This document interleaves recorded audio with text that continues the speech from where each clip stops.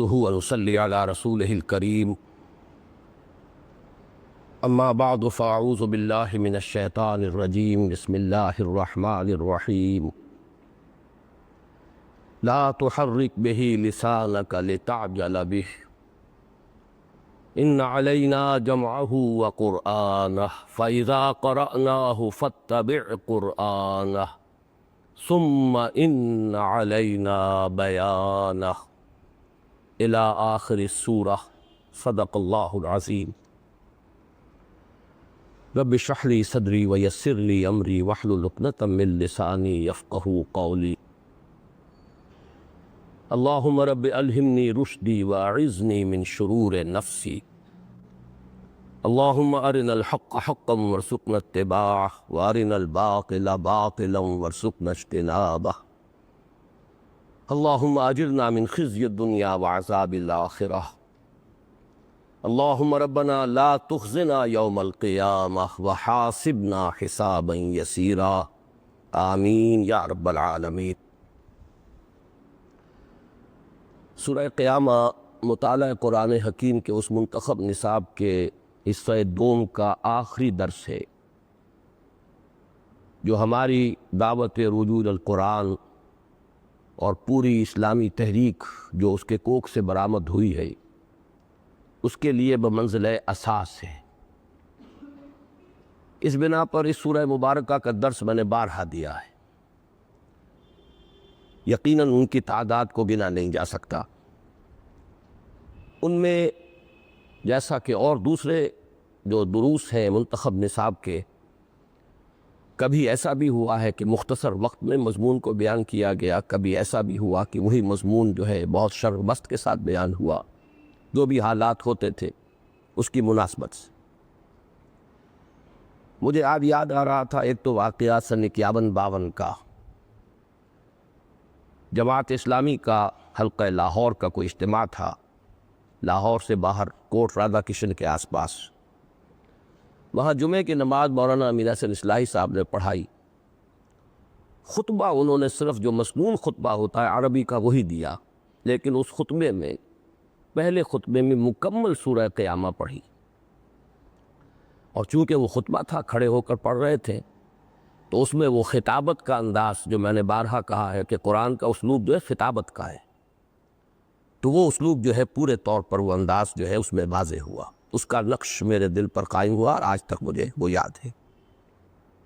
اسی طرح مجھے یاد ہے پھر 16-17 سال بعد کی بات، سن 67-68 یا 69 میں جب میں تقریر کیا کرتا تھا خطاب جمعہ مسجد خضرہ سمن آباد میں، تو ایک میری پوری تقریر 1 گھنٹے سے کچھ زائد کی، مکمل سورہ قیامہ میں نے اس میں بیان کیا، اور کھڑے ہو کر، وہ بھی ظاہر بات ہے تقریر ہوتی تھی۔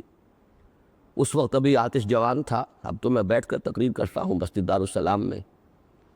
تو وہ جو میں نے ایک ہی تقریر میں 1.25 گھنٹے یا گھنٹے میں پوری سورہ قیامہ کو بیان کیا تھا، اس میں بھی وہی خطابت کا انداز تھا۔ اس کی حلاوت بھی مجھے آج تک یاد ہے، اور بہت سے میرے دوستوں نے بار بار اس کا تذکرہ کیا۔ بہرحال اب یہ میں نہیں کہہ سکتا، شاید زندگی میں آخری مرتبہ میں سورہ مبارکہ کا یہ درس دے رہا ہوں، دوبارہ اس کی نوبت آتی ہے یا نہیں آتی۔ تقریباً 4.5 گھنٹے ہمارے صرف ہو چکے ہیں۔ میری کوشش یہ ہوگی کہ آج کے 1.5 گھنٹوں میں اس کی ہم تکمیل کریں۔ اس سورہ مبارکہ کے بارے میں عرض کر چکا ہوں کہ یہ قرآن مجید کی ان چند صورتوں میں سے ہے کہ جن کے ناموں کی بڑی واضح، گہری اور نمایاں مناسبت ان کے مضمون سے۔ اس سورہ مبارکہ کا عمود بالکل واضح ہے، اس کو 2 الفاظ میں بعث بعد الموت کا اثبات اور اس پر اعتراضات کا رد۔ اثبات ہے اس کا کہ مرنے کے بعد جی اٹھنا ہے، یہ اہم ترین حصہ ہے ایمان بالآخرہ کا۔ جی اٹھنا ہے، پھر جمع ہونا ہے، حشر ہے، حساب کتاب ہے، جزا و سزا ہے، وزن اعمال ہے، جنت ہے، دوزخ ہے، لیکن ظاہر بات ہے کہ اس کی سب سے اہم کڑی جو ہے وہ مرنے کے بعد جی اٹھنا ہے، بعث بعد الموت۔ یہ ہے تو آگے سب کچھ بات واضح ہو جاتی ہے بڑی آسانی سے۔ یہی اشکال ہے، سوئی یہیں اڑکی ہے۔ پھر اس پر جو اعتراضات ہوتے تھے ان کا رد، وہ بھی خاص طور پر ایسے لوگوں کے حوالے سے جو ایک ایسی ہستی کے منکر نہیں تھے کہ جس نے اس کائنات کو پیدا کیا، اور جو اس کی تخلیق میں بالکل تنہا، اس میں کوئی اس کا ساتھی نہیں۔ ورنہ انکار بعث بعد الموت ایسے لوگ بھی کر سکتے ہیں جو خدا ہی کو نہیں مانتے، اب ان سے گفتگو کسی اور انداز میں ہوگی، ان سے پہلے جو ہے اس بات باری تعالیٰ پر گفتگو ہوگی۔ قیامت کے بارے میں، بعث بعد الموت کے بارے میں گفتگو جو ہے وہ بالکل بے تکی ہوگی اگر ان سے کی جائے۔ یہاں اصل میں ان لوگوں سے خطاب ہے جو اللہ کو مانتے تھے، اسے خالق کو مانتے تھے، لیکن یہ ہے کہ بعث بعد الموت کے معاملے میں ان کی، وہی دوبارہ عامیانہ لفظ استعمال کر رہا ہوں، کہ سوئی اٹک جاتی ہے۔ یہ ہے سورہ مبارکہ کا عمود یا اس کا مضمون۔ اب اس میں آج جو خاص بات میں عرض کرنا چاہتا ہوں وہ یہ ہے کہ اس سورت کی 40 میں سے 36 آیات تو صرف کسی مضمون سے متعلق ہے۔ البتہ درمیان میں 4 آیات آئی ہیں، یہ 4 آیات وہ ہیں جن پر کہ پچھلا ہمارا درس ختم ہوا تھا، اور آج مجھے مزید ان کے بارے میں کچھ عرض کرنا ہے۔ اس لیے کہ اگرچہ یہ کسی درجے میں اس صورت کے کانٹیکسٹ سے تو کچھ علیحدہ معلوم ہوتی ہیں، مضمون جدا ہے، خطاب حضور سے ہے، قرآن مجید کے بارے میں کچھ ہدایات حضور کو دی جا رہی، اس کا بعث بعد الموت سے کوئی تعلق نظر نہیں آ رہا، تو یہ گویا کہ علیحدہ سی نظر آتی ہے۔ لیکن ایک بات جان لیجئے کہ اس سورت کا اہم ترین مضمون یہی ہے، یہ ضربہ سلام ہے اس سورہ مبارکہ۔ تو ایک تو کچھ پچھلی مرتبہ جیسے کہ عام طور پر ہوتا ہے درس کے اختتام کے جو لمحات ہوتے ہیں ان میں جسمانی تکان کے ساتھ کچھ اعصابی تکان بھی ہو جاتی ہے، تو کچھ زبان میری لڑکھڑائی ہے اور کچھ خلط مبحث بھی ہوا ہے آخری ان آیات کے بیان میں۔ ایک تو میں چاہتا ہوں کہ اسے مزید واضح کر دوں، اور دوسرا یہ کہ اصل اس کا مسئلہ میں نے کہا تھا ابھی باقی ہے، وہ یہ کہ اس کا اصل جو ربط ہے اس پوری سورہ مبارکہ کے عمود کے ساتھ، اس کے بارے میں مجھے کسی قدر تفصیل سے عرض کرنا ہے۔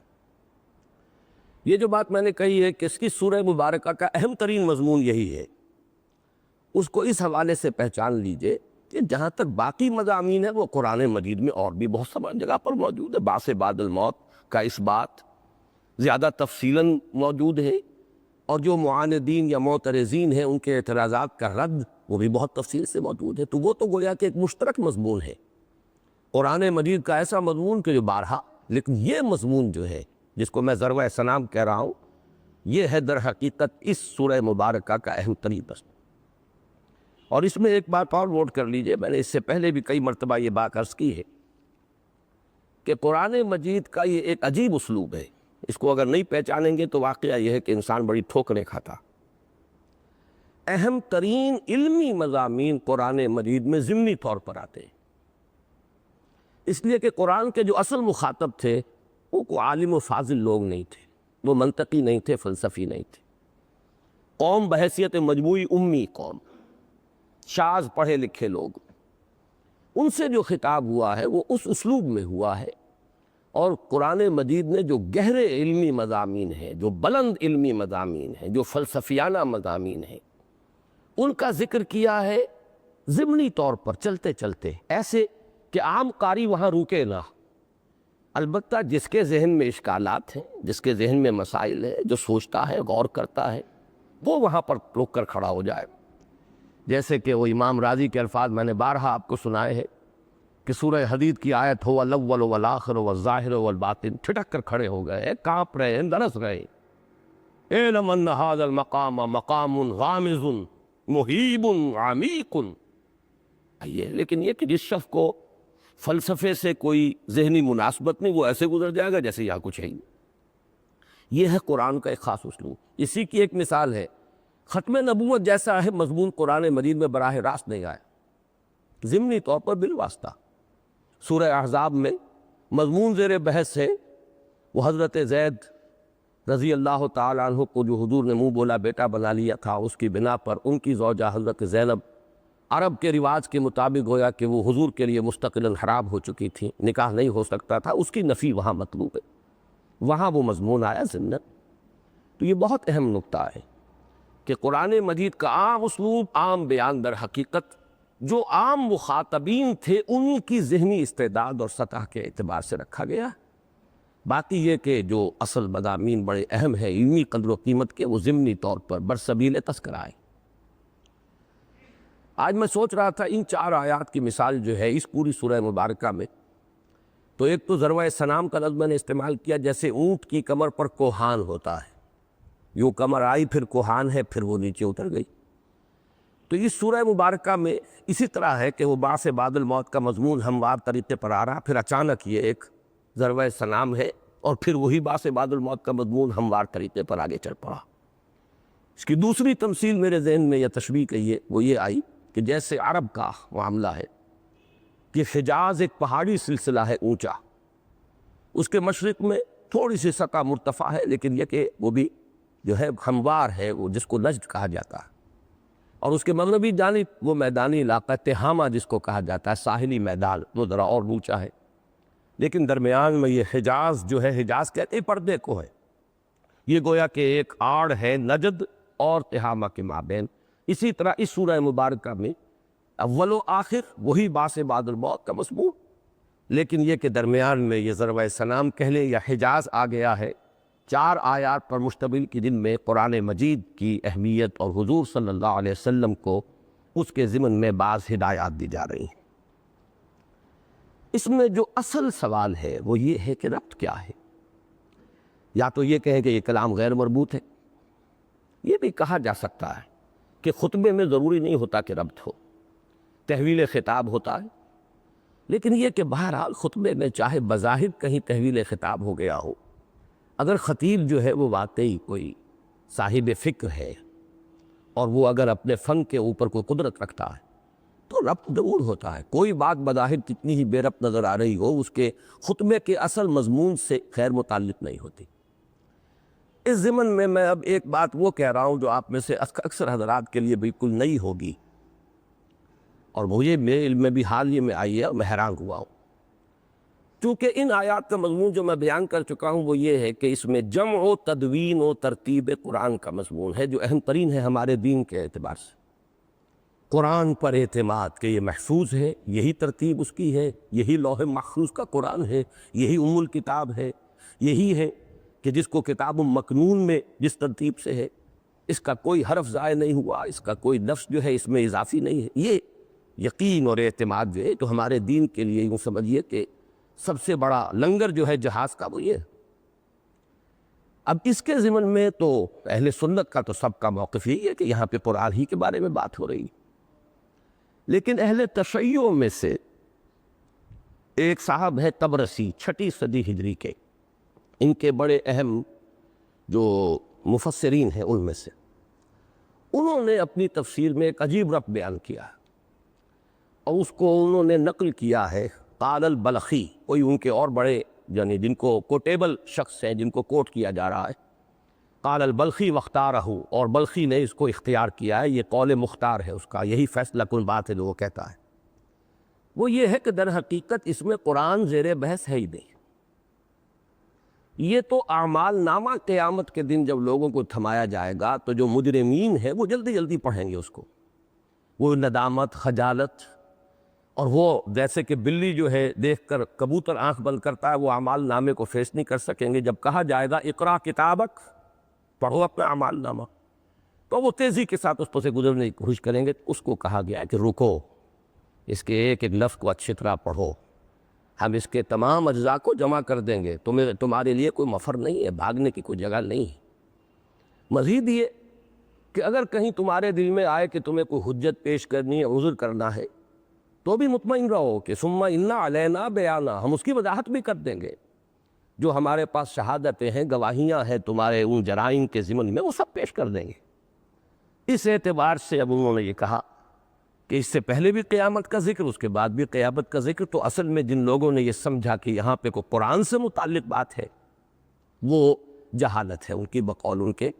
یہ تو در حقیقت جو اعمال نامے کے بارے میں کہا جائے گا اقرا کتابک کفی بنفسک اليوم علیک حسیبا، یہ در حقیقت اس کا ہے یہ نقشہ جو کھینچ دیا گیا۔ بہرحال اب یہ میں نے اس لیے عرض کر دیا ہے کہ آپ کے علم میں اضافہ ہو جائے، باقی اس کا بوداپن بالکل ظاہر ہے۔ البتہ یہاں میں ذرا ایک بات واضح کرنا چاہتا ہوں،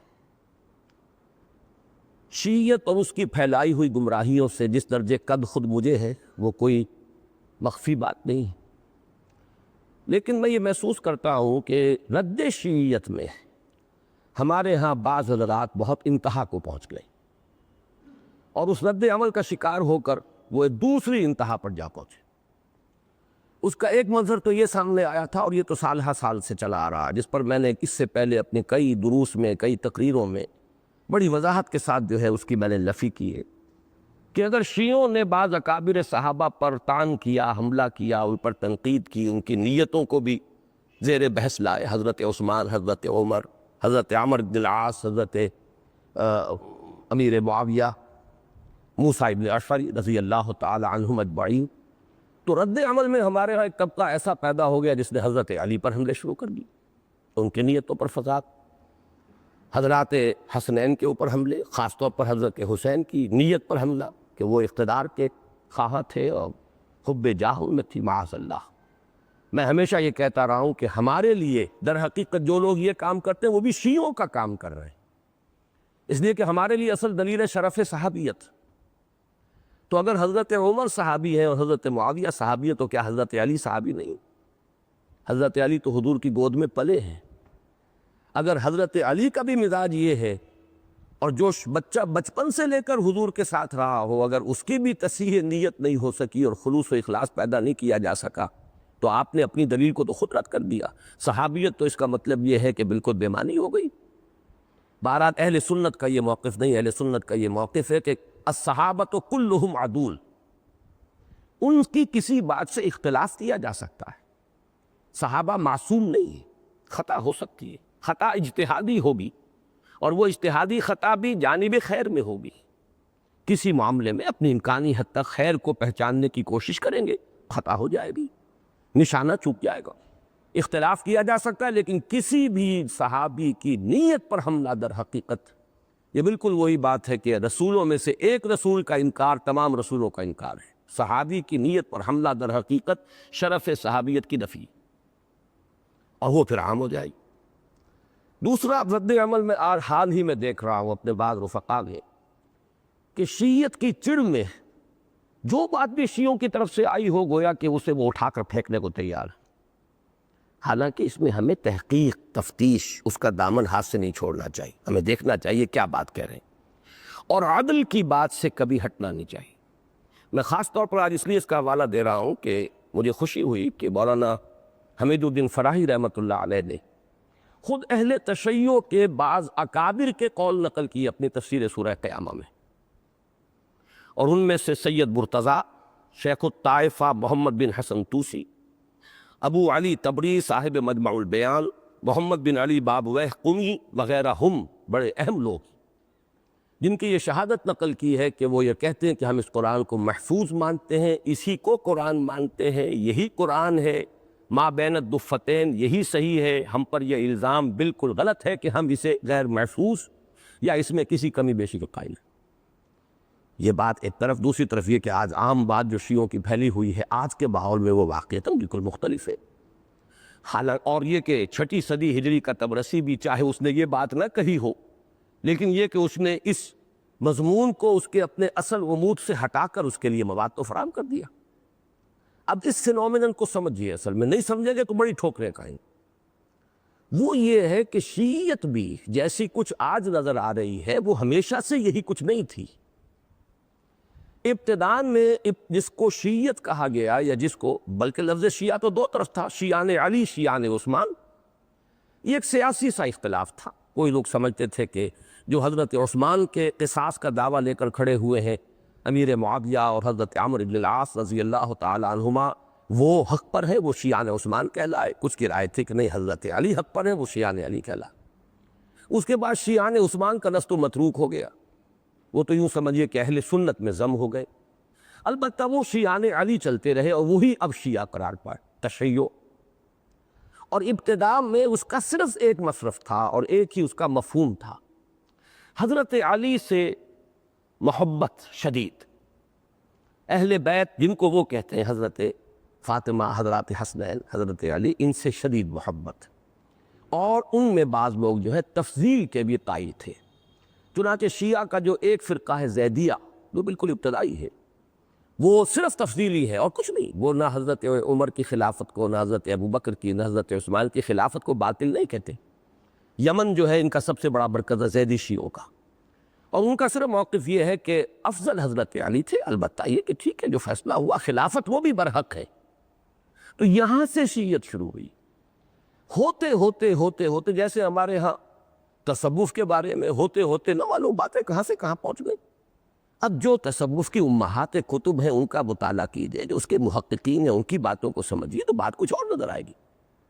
جیسے میں نے بارہا کہا بریلویت، ایک بریلوی علماء سے جا کر بات کیجئے اور ایک ان کے عام واعظین ہیں، نعت گو ہیں. اب ان کا جو ہے کوئی یوں سمجھیے کہ بہا زمین و آسمان کا فرق ہے.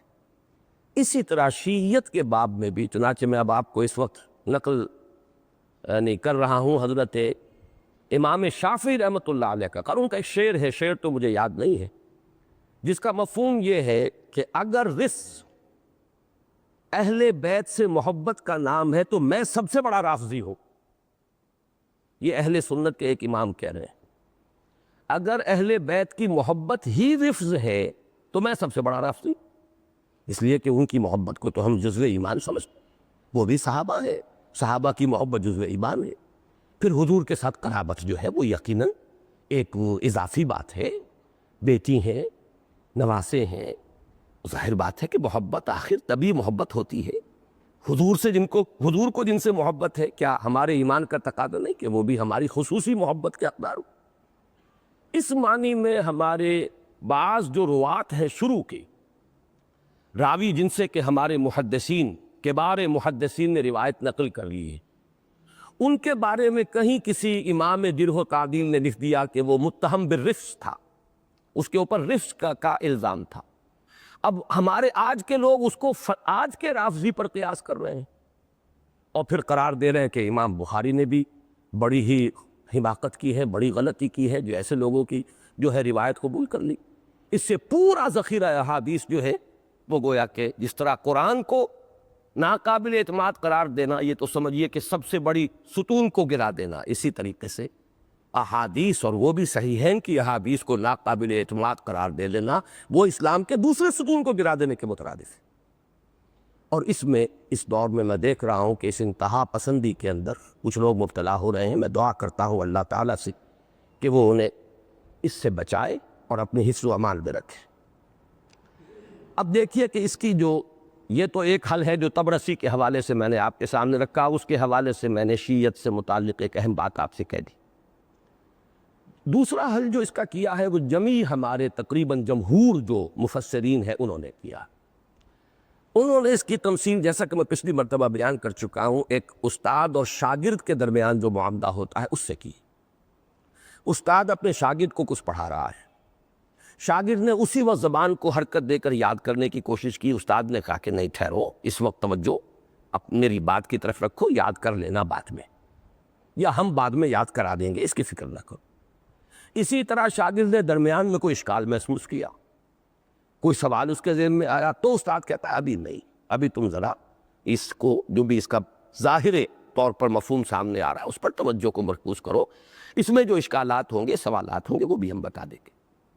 یہاں استاد جو ہے وہ حضرت جبرائیل علیہ السلام ہے اور شاگرد ہے محمد الرسول اللہ صلی اللہ علیہ وسلم.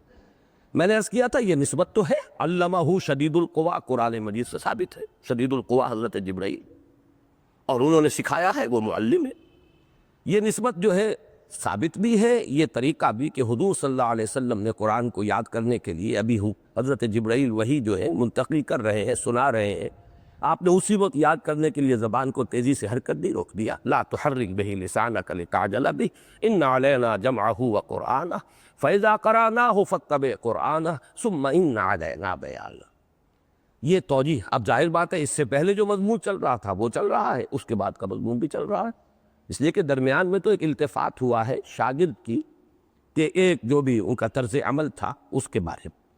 یہ توجیہ ہے تقریباً جمیع مفسرین نے اختیار کی ہے، اگرچہ ظاہر بات ہے کہ جمہور مفسرین کی اختیار کردہ توجیہ ہے تو اس میں کوئی قباحت تو نہیں ہے، لیکن میرا دل اسے تسلیم نہیں کرتا. اس میں کچھ جو بڑا ایک سادہ سا اور کچھ ایسی سطح آتی ہے حضور کی سامنے جو کچھ میرا ذہن اسے تسلیم نہیں کرنے کے لیے آمادہ، ذہن تو قبول کر رہا، دل نہیں مانتا، تو پھر سوال پیدا ہوتا ہے کہ پھر اصل اس میں ربط ہے کیا؟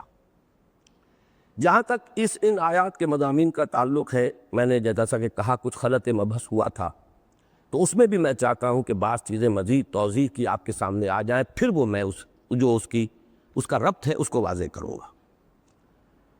ان علینا جمعہ قرآن و قرآن، اس میں قرآن کو جمع کرنا ایک بات آئی، قرآنہ سے مراد کیا ہے؟ اصل میں یہ قرأ یقرأ کا مادہ جو ہے قرآن مجید میں، یا تو قرآن اور اس کی قرأت اس سے متعلق آیا، اقرأ اس کے مشتقات ہیں، اور یا صرف ایک اور لفظ آیا ہے وہ ثلاثۃ قروء، وہ طلاق کے سلسلے کی ایک اہم آیت ہے، اور چونکہ اس کی بڑی اہمیت ہے قانونی اور فقہی اعتبار سے، والمطلقات یتربصن بانفسہن ثلاثۃ قروء، عدت کب ختم ہوگی، 3 قروء کسے کہیں گے، اس پر بڑی بحثیں ہیں فقہا کی، قانون سے متعلق بحث ہے، عدت کے ختم ہونے سے پہلے نکاح ہو گیا تو نکاح باطل ہے، وہ تو زنا کے اس میں آ جائے گا، تو بڑی اہم بات ہے، اس لیے اس پر بڑی بحثیں ہوئی۔ قروء کے معنی کیا ہے؟ اب اختلاف ہے ہمارے مفسرین میں، فقہا میں، کہ قروء سے مراد یا حیض ہے یا طہر کی کیفیت ہے، اور اس پر بڑی طویل بحثیں ہیں کہ آیا 3 طہر جو ہے وہ گزرنے چاہیے یا 3 حیض گزرنے چاہیے، اور اس میں پھر بڑا فرق واقع ہو جاتا ہے عدت کے اندر، عدت کی میعاد کے اندر۔ اس میں میں اب تفصیل میں نہیں جانا چاہتا، اس میں جو حضرت عائشہ صدیق کا رضی اللہ تعالیٰ عنہ کا ایک قول ہے، وہ یہ ہے کہ اس سے مراد ہے طہر، اطہار، القرء الاطہار، اور امام شافعی نے اس کی ایک توجیہ بھی کی ہے، اور اس کو ان کی طرف جو ہے تفویض کیا معاملے کو، کہ ظاہر بات ہے کہ وہ بھی خاتون ہے اور خواتین اپنے معاملات سے زیادہ واقف ہیں، لہذا انہوں نے وہ قول جو ہے امام شافعی نے قبول کیا۔ اس کی ایک جو وجہ دی ہے امام راضی نے، وہ بڑی پیاری ہے، کہ یہ قرأ کا مادہ آتا ہے جمع ہی کرنے کے لیے، تہ بر تہ یا اجزاء کو جوڑتے چلے جانا، یہ قرأ کا اصل مفہوم ہے، اور چونکہ طہر کی حالت میں رحم کے اندر خون جمع ہوتا ہے تھوڑا تھوڑا تھوڑا تھوڑا، اور پھر حیض کی حالت میں تو اب اس کا اخراج ہے، تو قرأ کا لفظ جو ہے وہ طہر پر آئے گا۔ بہرحال میں اس ساری بحث سے اس وقت جو چیز آپ کے سامنے لانا چاہتا ہوں کہ اس سے مراد ہے جمع، اجزاء کو جوڑ دینا، مختلف چیزوں کو جمع کرنا، تہ بر تہ کر دینا۔ اب اگر اس معنی میں لیا جائے قرآن کے لفظ کو، اور اسی معنی میں لیا ہے اکثر لوگ میں، تو اب اس کا مفہوم کیا ہوگا؟ یا تو تکرار ہوگا، ان علینا جمعہ و قرآن، لہذا یہاں جب واو آیا ہے یا تو اس کو باب تفسیری مانا جائے، لیکن یہ کہ میرے نزدیک بھی اور جمہور کے نزدیک بھی باب عطف ہے، قرآن سے مراد در حقیقت اس کی تدوین اور ترتیب ہے، اس لیے کہ یہ 2 کام بالکل علیحدہ ہیں۔ جمع کر لینا، جیسے 1000 آدمی جمع ہو گئے، جمع ہے، سب کے سب موجود ہے، کوئی نہیں رہا، باہر جمع ہو گئے، ایک ہے ان میں ترتیب کا ہی کرنا، جیسے کہ ایک دربار ہوتا ہے، بادشاہ کے بالکل برابر 50,000 ہی منصبدار بیٹھے ہیں، پھر 30,000 ہی منصبدار ہیں، 20,000 ہی منصبدار، ایک ترتیب کا ہی ہوئی۔ تو جمع و ترتیب یا جمع و تدوین یہ 2 چیزیں ہیں بالکل جدا، اور قرآن میں جس چیز کو رفتہ رفتہ تھوڑا تھوڑا کر کے جمع کرنا ہے، اس کے اجزاء ظاہر باتیں جوڑنے ہوں گے، لہذا یہ بات میں نے پچھلی مرتبہ بھی عرض کی تھی، اب بھی سمجھ لیجئے کہ یہاں پر قرآن سے مراد ہے قرآن کی ترتیب اور تدوین۔ جمع سے مراد یہ ہو گیا کہ اس کا کوئی حصہ ضائع نہیں ہوا، اس کا کوئی لفظ گم نہیں ہو سکتا، اللہ نے اس کی ذمہ داری لی، ان علینا جمعہ و جمعہ۔ لیکن قرآن سے مراد اس کا مرتب کر دینا، جیسا کہ ہمیں معلوم ہے جب کوئی آیت اترتی تھی حضور فرماتے تھے اس کو فلاں سورت کے فلاں آیت کے بعد رکھ لو، ترتیب ہو رہی ہے کہ نہیں ساتھ کے ساتھ، تو جیسے جیسے اتر رہا ہے ترتیب نزولی اور ہے اور ترتیب مصحف اور ہے، حضور ساتھ کے ساتھ بتا دیں اس سورت کو فلاں سورت کے بعد، اس سورت کو فلاں سورت کے بعد، اس آیت کو فلاں سورت کی فلاں آیت کے بعد، یہ ہے قرآنہ، ان علینا جمعہ و قرآنہ، گویا کہ دونوں چیزوں کی نسبت اللہ کی طرف ہے، اس کا جمع کر دینا بھی اس کی ضمانت اور اس کو مرتب کر دینا۔ فَإِذَا قَرَأْنَاهُ فَاتَّبِعْ قُرْآنَهُ، میرے نزدیک اس میں جو اصل زور دیا جا رہا ہے وہ اس بات پر ہے کہ اب وہی ترتیب اصلی ترتیب ہوگی جو کہ ہم قائم کریں گے، ترتیب نزولی حجت نہیں ہوگی۔ اصل میں اہل تشیع کے ہاں یہ قرآن مجید کے بارے میں جو شک پیدا ہوا شروع پہ، وہ اس واقعے سے یا مفروضے سے ہوا ہے۔ میں تو اب تحقیق نہیں کر سکتا وہ واقعہ ہے یا نہیں، مفروضہ بھی ہو سکتا ہے لیکن واقعہ بھی ہو سکتا ہے۔ اور وہ یہ مفروضہ یا واقعہ یہ ہے کہ حضرت علی نے قرآن مرتب کیا تھا ترتیب نزولی سے۔ میں اسے واقعہ بھی ماننے کو تیار ہوں، اس لیے کہ یہ ایک علمی کاوش ہو سکتی ہے۔ قرآن مجید پر غور و فکر میں اس بات سے مدد مل سکتی ہے کہ کون سی آیت پہلے، کون سی سورت پہلے، اس کے بعد کون سی۔ ہمارے زمانے میں بھی کچھ لوگوں نے یہ کوششیں کی۔ عبدالرزاق ولی آبادی جو بڑے معتمد ساتھی تھے مولانا ابوالکلام آزاد کے، انہوں نے یہ کیا ہے، ترتیبیں قائم کی ہیں، بہت سے مستشرقین نے قائم کی ہیں۔ اور یقیناً اس سے جو قرآن کی تعویل خاص ہے کہ کس پس منظر میں کون سی صورت اور کون سی آیات نازل ہوئی ہیں، وہ یقیناً اس سے واضح ہوتی ہے، اور وہ پہلا درجہ ہے قرآن کے سمجھنے کا۔ اگرچہ تعویل عام میں جو ہے وہ اب اس ربط کو، یہ جو اصل ترتیب ہے ترتیب مصحف، اس کو پیش نظر رکھا جائے۔ اور اس اعتبار سے میں سمجھتا ہوں کہ مولانا مودودی نے جو محنت کی ہے، انہوں نے تفہیم القرآن میں ہر صورت کا جو دیباچہ لکھا ہے، اس کا تاریخی پس منظر، وہ بہت قیمتی شے۔ میں نے جیسا کہ بارہا کہا ہے، ہر مفسر نے اپنے کسی ایک ذہن اور اپنی ذہنی ساخت، اپنی پرائرٹی کے اعتبار سے تفسیر لکھی۔ انہوں نے بڑی قیمتی شے جو کی ہے تفہیم میں، وہ ہر صورت کا تاریخی پس منظر، تاکہ اس کانٹیکس میں آپ اس صورت کی آیات کو پڑھیں گے تو وہ اور ابھر کر سامنے آئیں۔ تو اگر یہی کام حضرت علی رضی اللہ تعالی عنہ نے فرمایا تو قطعاً کوئی غلط کام نہیں تھا، لیکن اس کے یہ معنی نہیں ہے کہ وہی اصل ترتیب ہے، وہ ایک علمی کاوش ہو سکتی ہے۔ اور یہی اہل تشیع کہتے ہیں کہ جب حضرت عثمان نے مرتب کر دیا مصحف، اس کے بعد حضرت علی نے اپنا وہ قرآن ضائع کر دیا۔ جیسے اور بھی بہت سے نسخے جو تھے جو غلط قراءتوں کے اوپر لکھے گئے تھے، انہیں بھی حضرت عثمان نے طلب فرمایا اور ایک مصحف پر امت کو جمع کر دیا رضی اللہ تعالی عنہ۔ یہ ان کا بہت بڑا کارنامہ ہے، وہی قرآن ہے جو آج تک ہمارے پاس چلا آ رہا۔ اب اس کو سمجھیے 1400 برس تو اب ہونے کو آئے ہیں، زیادہ سے زیادہ آپ 1350 برس کہہ دیں گے، وہ قرآن ہے ہمارے پاس، پونے 1400 برس بلکہ ہو چکے۔ تو اس اعتبار سے میں اس کو سمجھ رہا ہوں کہ وہ ایک چھوٹی سی بات تھی، وہ بڑھتے بڑھتے اس کا بتنگڑ بنتے بنتے وہ آج جہاں تک پہنچا۔ اس کی ایک اور مثال بھی اہل تشیع کے ضمن میں، ان کے متقدمین میں سے کسی کا یہ قول نہیں ہے کہ حضور کی اصل صلبی بیٹی تو صرف حضرت ایک فاطمہ تھی رضی اللہ تعالی عنہ، باقی تینوں تو ربائب تھیں، یعنی حضرت خدیجہ کی بیٹیاں تھیں اپنے سابق شوہر سے جو حضور کی گود میں پلی۔ یہ قول آج عام کر دیا گیا ہے، حالانکہ خود ان کی اپنی کتابوں میں کہیں اس کا سراغ موجود ہے۔ اس پہلو سے میں عرض کر رہا ہوں کہ یہ شیعت موجودہ جو ہے، یہ بھی کوئی ایک دن کی پیداوار نہیں ہے، یہ بھی بڑھتے بڑھتے بڑھتے بڑھتے پہلی صدی کی شیعت کو آج کی شیعت پر قیاس نہ کیجئے، یہ قیاس مال فارق ہے، اور اس سے بڑی ٹھوکریں انسان کھا سکتا ہے اور بڑی گمراہی پیدا ہو سکتی ہے۔ بہرحال یہ ہے، اور اس پر پھر میں عرض کر چکا ہوں کہ ایک طرف تو اس کو اللہ تعالیٰ نے اپنے ذمے لیا اور فرما دیا فَإِذَا قَرَأْنَاهُ فَاتَّبِعْ قُرْآنَ، اتباع کیجئے اسی کا، یہی اب ہے ترتیب، یہ حجت ہے، یہی ترتیب مصحف ہے، یہی ام الکتاب کی ہے، یہی جو ہے وہ کتاب مکنون کی ہے، یہی لوح محفوظ کی۔ ثُمَّ إِنَّ عَلَيْنَا بَيَانَهُ، اس میں بھی میں نے عرض کیا تھا، نوٹ کر لیجئے، یہ تبیین جو ہے قرآن کی مزید تبیین، اس کی بھی دو شکلیں ہیں، دو درجے ہیں۔ ایک تبیین القرآن بالقرآن، قرآن نے ہی اپنے کسی پہلی آیت کی مزید وضاحت میں آیت نازل فرما دی۔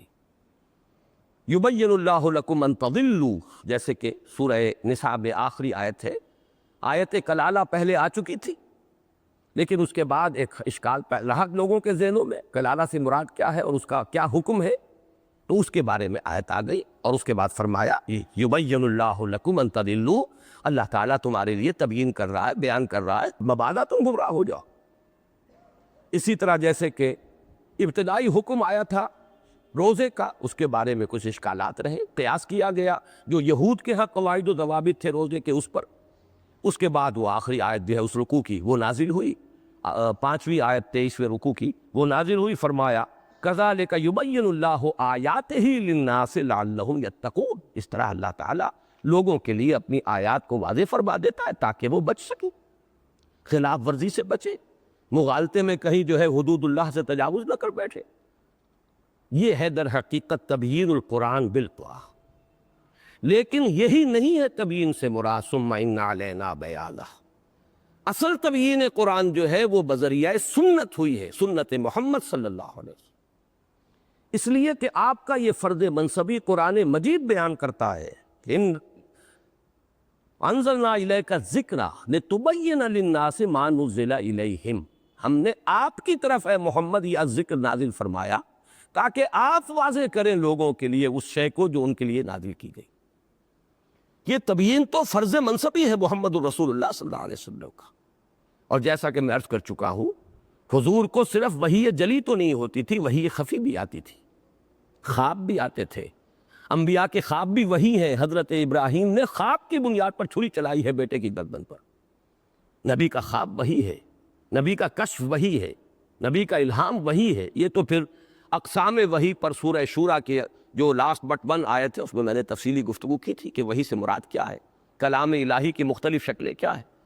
تو وحی جلی وہ ہے وحی باللفظ، وحی خفی وہ ہے وحی بالمعنی۔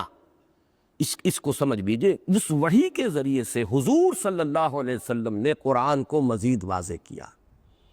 یہ سنت رسول جو ہے صلی اللہ علیہ وسلم، یہ آپ کے اقوال کی شکل میں، آپ کے افعال کی شکل میں، آپ کی تقریر کی شکل، کہ اگر کوئی کام آپ کے سامنے ہوا آپ نے اس کو رد نہیں کیا، منع نہیں فرمایا، گویا کہ امپلائڈ سینکشن ہو گئی کہ حضور کی طرف سے اس کو سند حاصل ہے کہ حضور کے سامنے کام ہوا، آپ نے نہیں روکا۔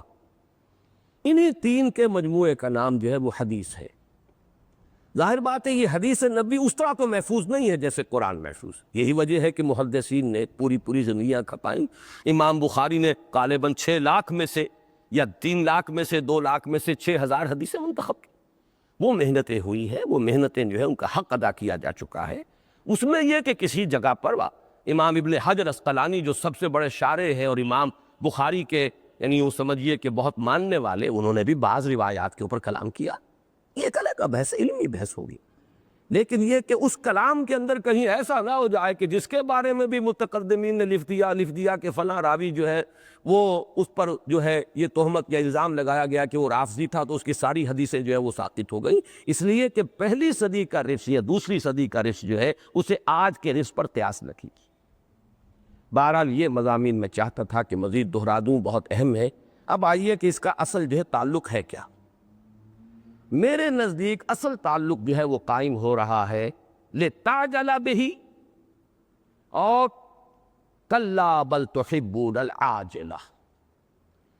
اصل سبب کیا ہے لوگوں، تمہاری جو انکار بعث بعد الموت ہے اس کی اصل وجہ کیا ہے؟ ایک وجہ پہلے بیان ہوئی ہے، بَلْ يُرِيدُ الْإِنسَانُ لِيَفْجُرَ أَمَامَهُ، اور یہی اس کی گہرائی میں آ کر کہا جا رہا ہے کَلَّا بَلْ تُحِبُّونَ الْعَاجِلَةَ۔ تمہارا اصل مرض یہ ہے، تمہاری اصل گمراہی یہ ہے، اصل فطور عقل جو ہے تمہارا وہ یہ ہے کہ تم عاجلہ کی محبت کے اندر گرفتار ہو گئے ہو۔ حب عاجلہ یہ تمہارا اصل مرض۔ یہ قرآن مجید کا ایک بہت اہم مضمون ہے۔ بل تؤثرون الحیات الدنیا والآخرۃ خیر وابقیٰ، بلکہ اس سورت کا جوڑا جو ہے سورۃ الدہر، اس میں بھی یہ مضمون آیا ہے۔ وہ چونکہ جوڑے کے اندر تو مشابہت ہوتی ہے، یہاں خطاب کے انداز میں ہے، وہاں غائب کے صیغے میں۔ ان ہؤلاء یحبون العاجلۃ ویذرون وراءہم یوما ثقیلا، آیت نمبر 27 ہے سورہ دہر کی۔ تو حب عاجلہ ہے در حقیقت جس نے تمہاری آنکھوں پر پٹی باندھی ہے، تم حقائق کو دیکھنے سے انکار کر رہے۔ اسی حب عاجلہ کا نتیجہ ہے فسق، فجور، حرام خوری، ظلم، زیادتی، دوسروں کے حقوق سلب کرنا، اس کی دست درازی کرنا۔ یہ ہے در حقیقت درجہ بدرجہ۔ پہلا جو ہے ان کا سبب بیان کیا گیا کہ تم فسق و فجور کے خوگر ہو گئے ہو، عادی ہو گئے ہو، چھٹتی نہیں ہے منہ سے یہ ظالم لگی ہوئی، لہذا تم آخرت کا انکار کرنا چاہتے، اس لیے کہ بل الانسان علی نفسہ بصیرہ، لہذا لا اقسم بالنفس اللوامہ، اس کی قسم بھی کھائی گئی تھی۔ یہ تمام مضامین جڑے ہوئے ہیں، ایک ہی ڈور کے اندر موتیوں کی طرح پروئے ہوئے، تسبیح کے داغوں کی طرح۔ اور اس کا جو آخری جو ہے گہرائی میں جا کر جو ڈائگنوسس ہے، جو تشخیص ہے، وہ یہ ہے کلا بل تحبون العاجلہ۔ اب اس عاجلہ کی حقیقت ہے جو ان آیات مبارکہ میں بیان، اس کو آج ذرا اچھی طرح سمجھیے، یہ بہت اہم مضمون ہے قرآن مجید کا۔ میں اس سے پہلے بیان کر چکا ہوں، یہ قرآن مجید کی نفسیات اور حقیقت انسان کا اہم موضوع ہے۔ ادرو قرآن انسانی وجود دو حصوں پر مشتمل ہے، ایک اس کا جسم ہے، حیوانی وجود ہے، مادی وجود ہے، ایک وہ روح ہے، روح ملکوتی کہیں، روح ربانی کہیں، وہ روحانی وجود ہے۔ انسان کا شرف اشرف المخلوقات ہونا، بلند ہونا، فی احسن تقویم اس کی تخلیق، وہ اس کے اعتبار سے۔ جہاں تک وجود حیوانی کا تعلق ہے، قرآن اس کے متعدد پہلو جو ہے کمی کے اور نقص کے اور تقصیر کے بیان کرتا ہے۔ مثلا خلق الانسان ضعیفا، انسان کمزور پیدا کیا گیا۔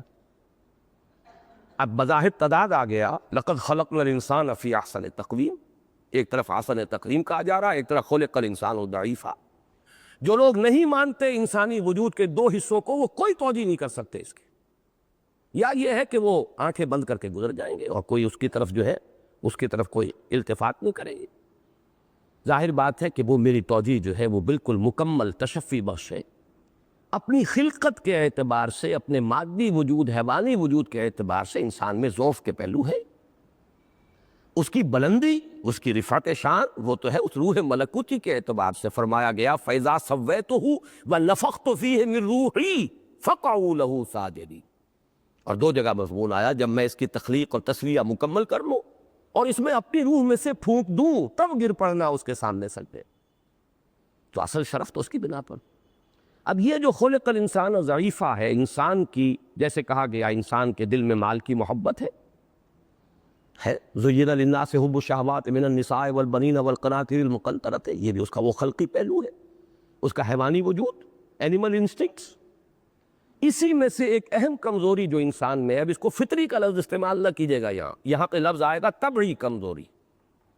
طبعی کمزوری، فطرت کو تو ہم لے کر جائیں گے اس روح کی طرف۔ فطرت انسانی جو ہے، کل مولود یولد علی الفطرہ، وہ روح کے اعتبار سے، لیکن یہ کہ یہ حیوانی وجود کے اعتبار سے اسے طبع کہیں گے، طبعیت۔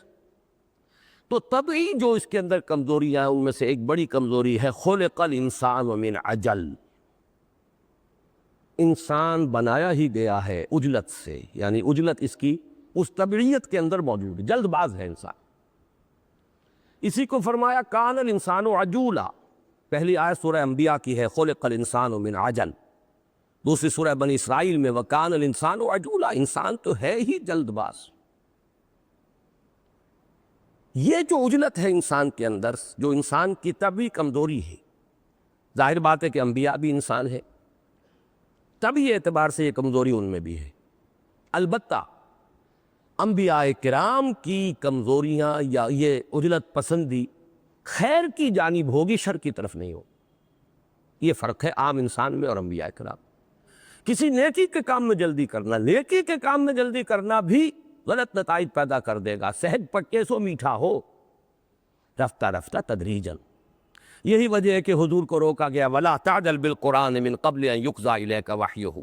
اے نبی، آپ کا شوق اور اشتیاق اپنی جگہ، قرآن سے محبت آپ کی اپنی جگہ، مسلم، یہ خیر کا جذبہ ہے، وحی الہی سے یہ محبت، لیکن یہ تدریج جو ہے یہ اللہ تعالیٰ کی طرف سے اس کی بڑی عظیم حکمت کے اوپر مبنی ہے۔ وَلَا تَعْجَلْ بِالْقُرْآنِ مِن قَبْلِ أَن يُقْضَىٰ إِلَيْكَ وَحْيُهُ، قرآن کے لیے جلدی نہ کیجیے اس سے پہلے کہ جو بھی اللہ تعالیٰ کی طرف سے اس کی وحی کی ایک تو تدریج معین ہے، اس کے اعتبار سے وہ پورا ہو جائے۔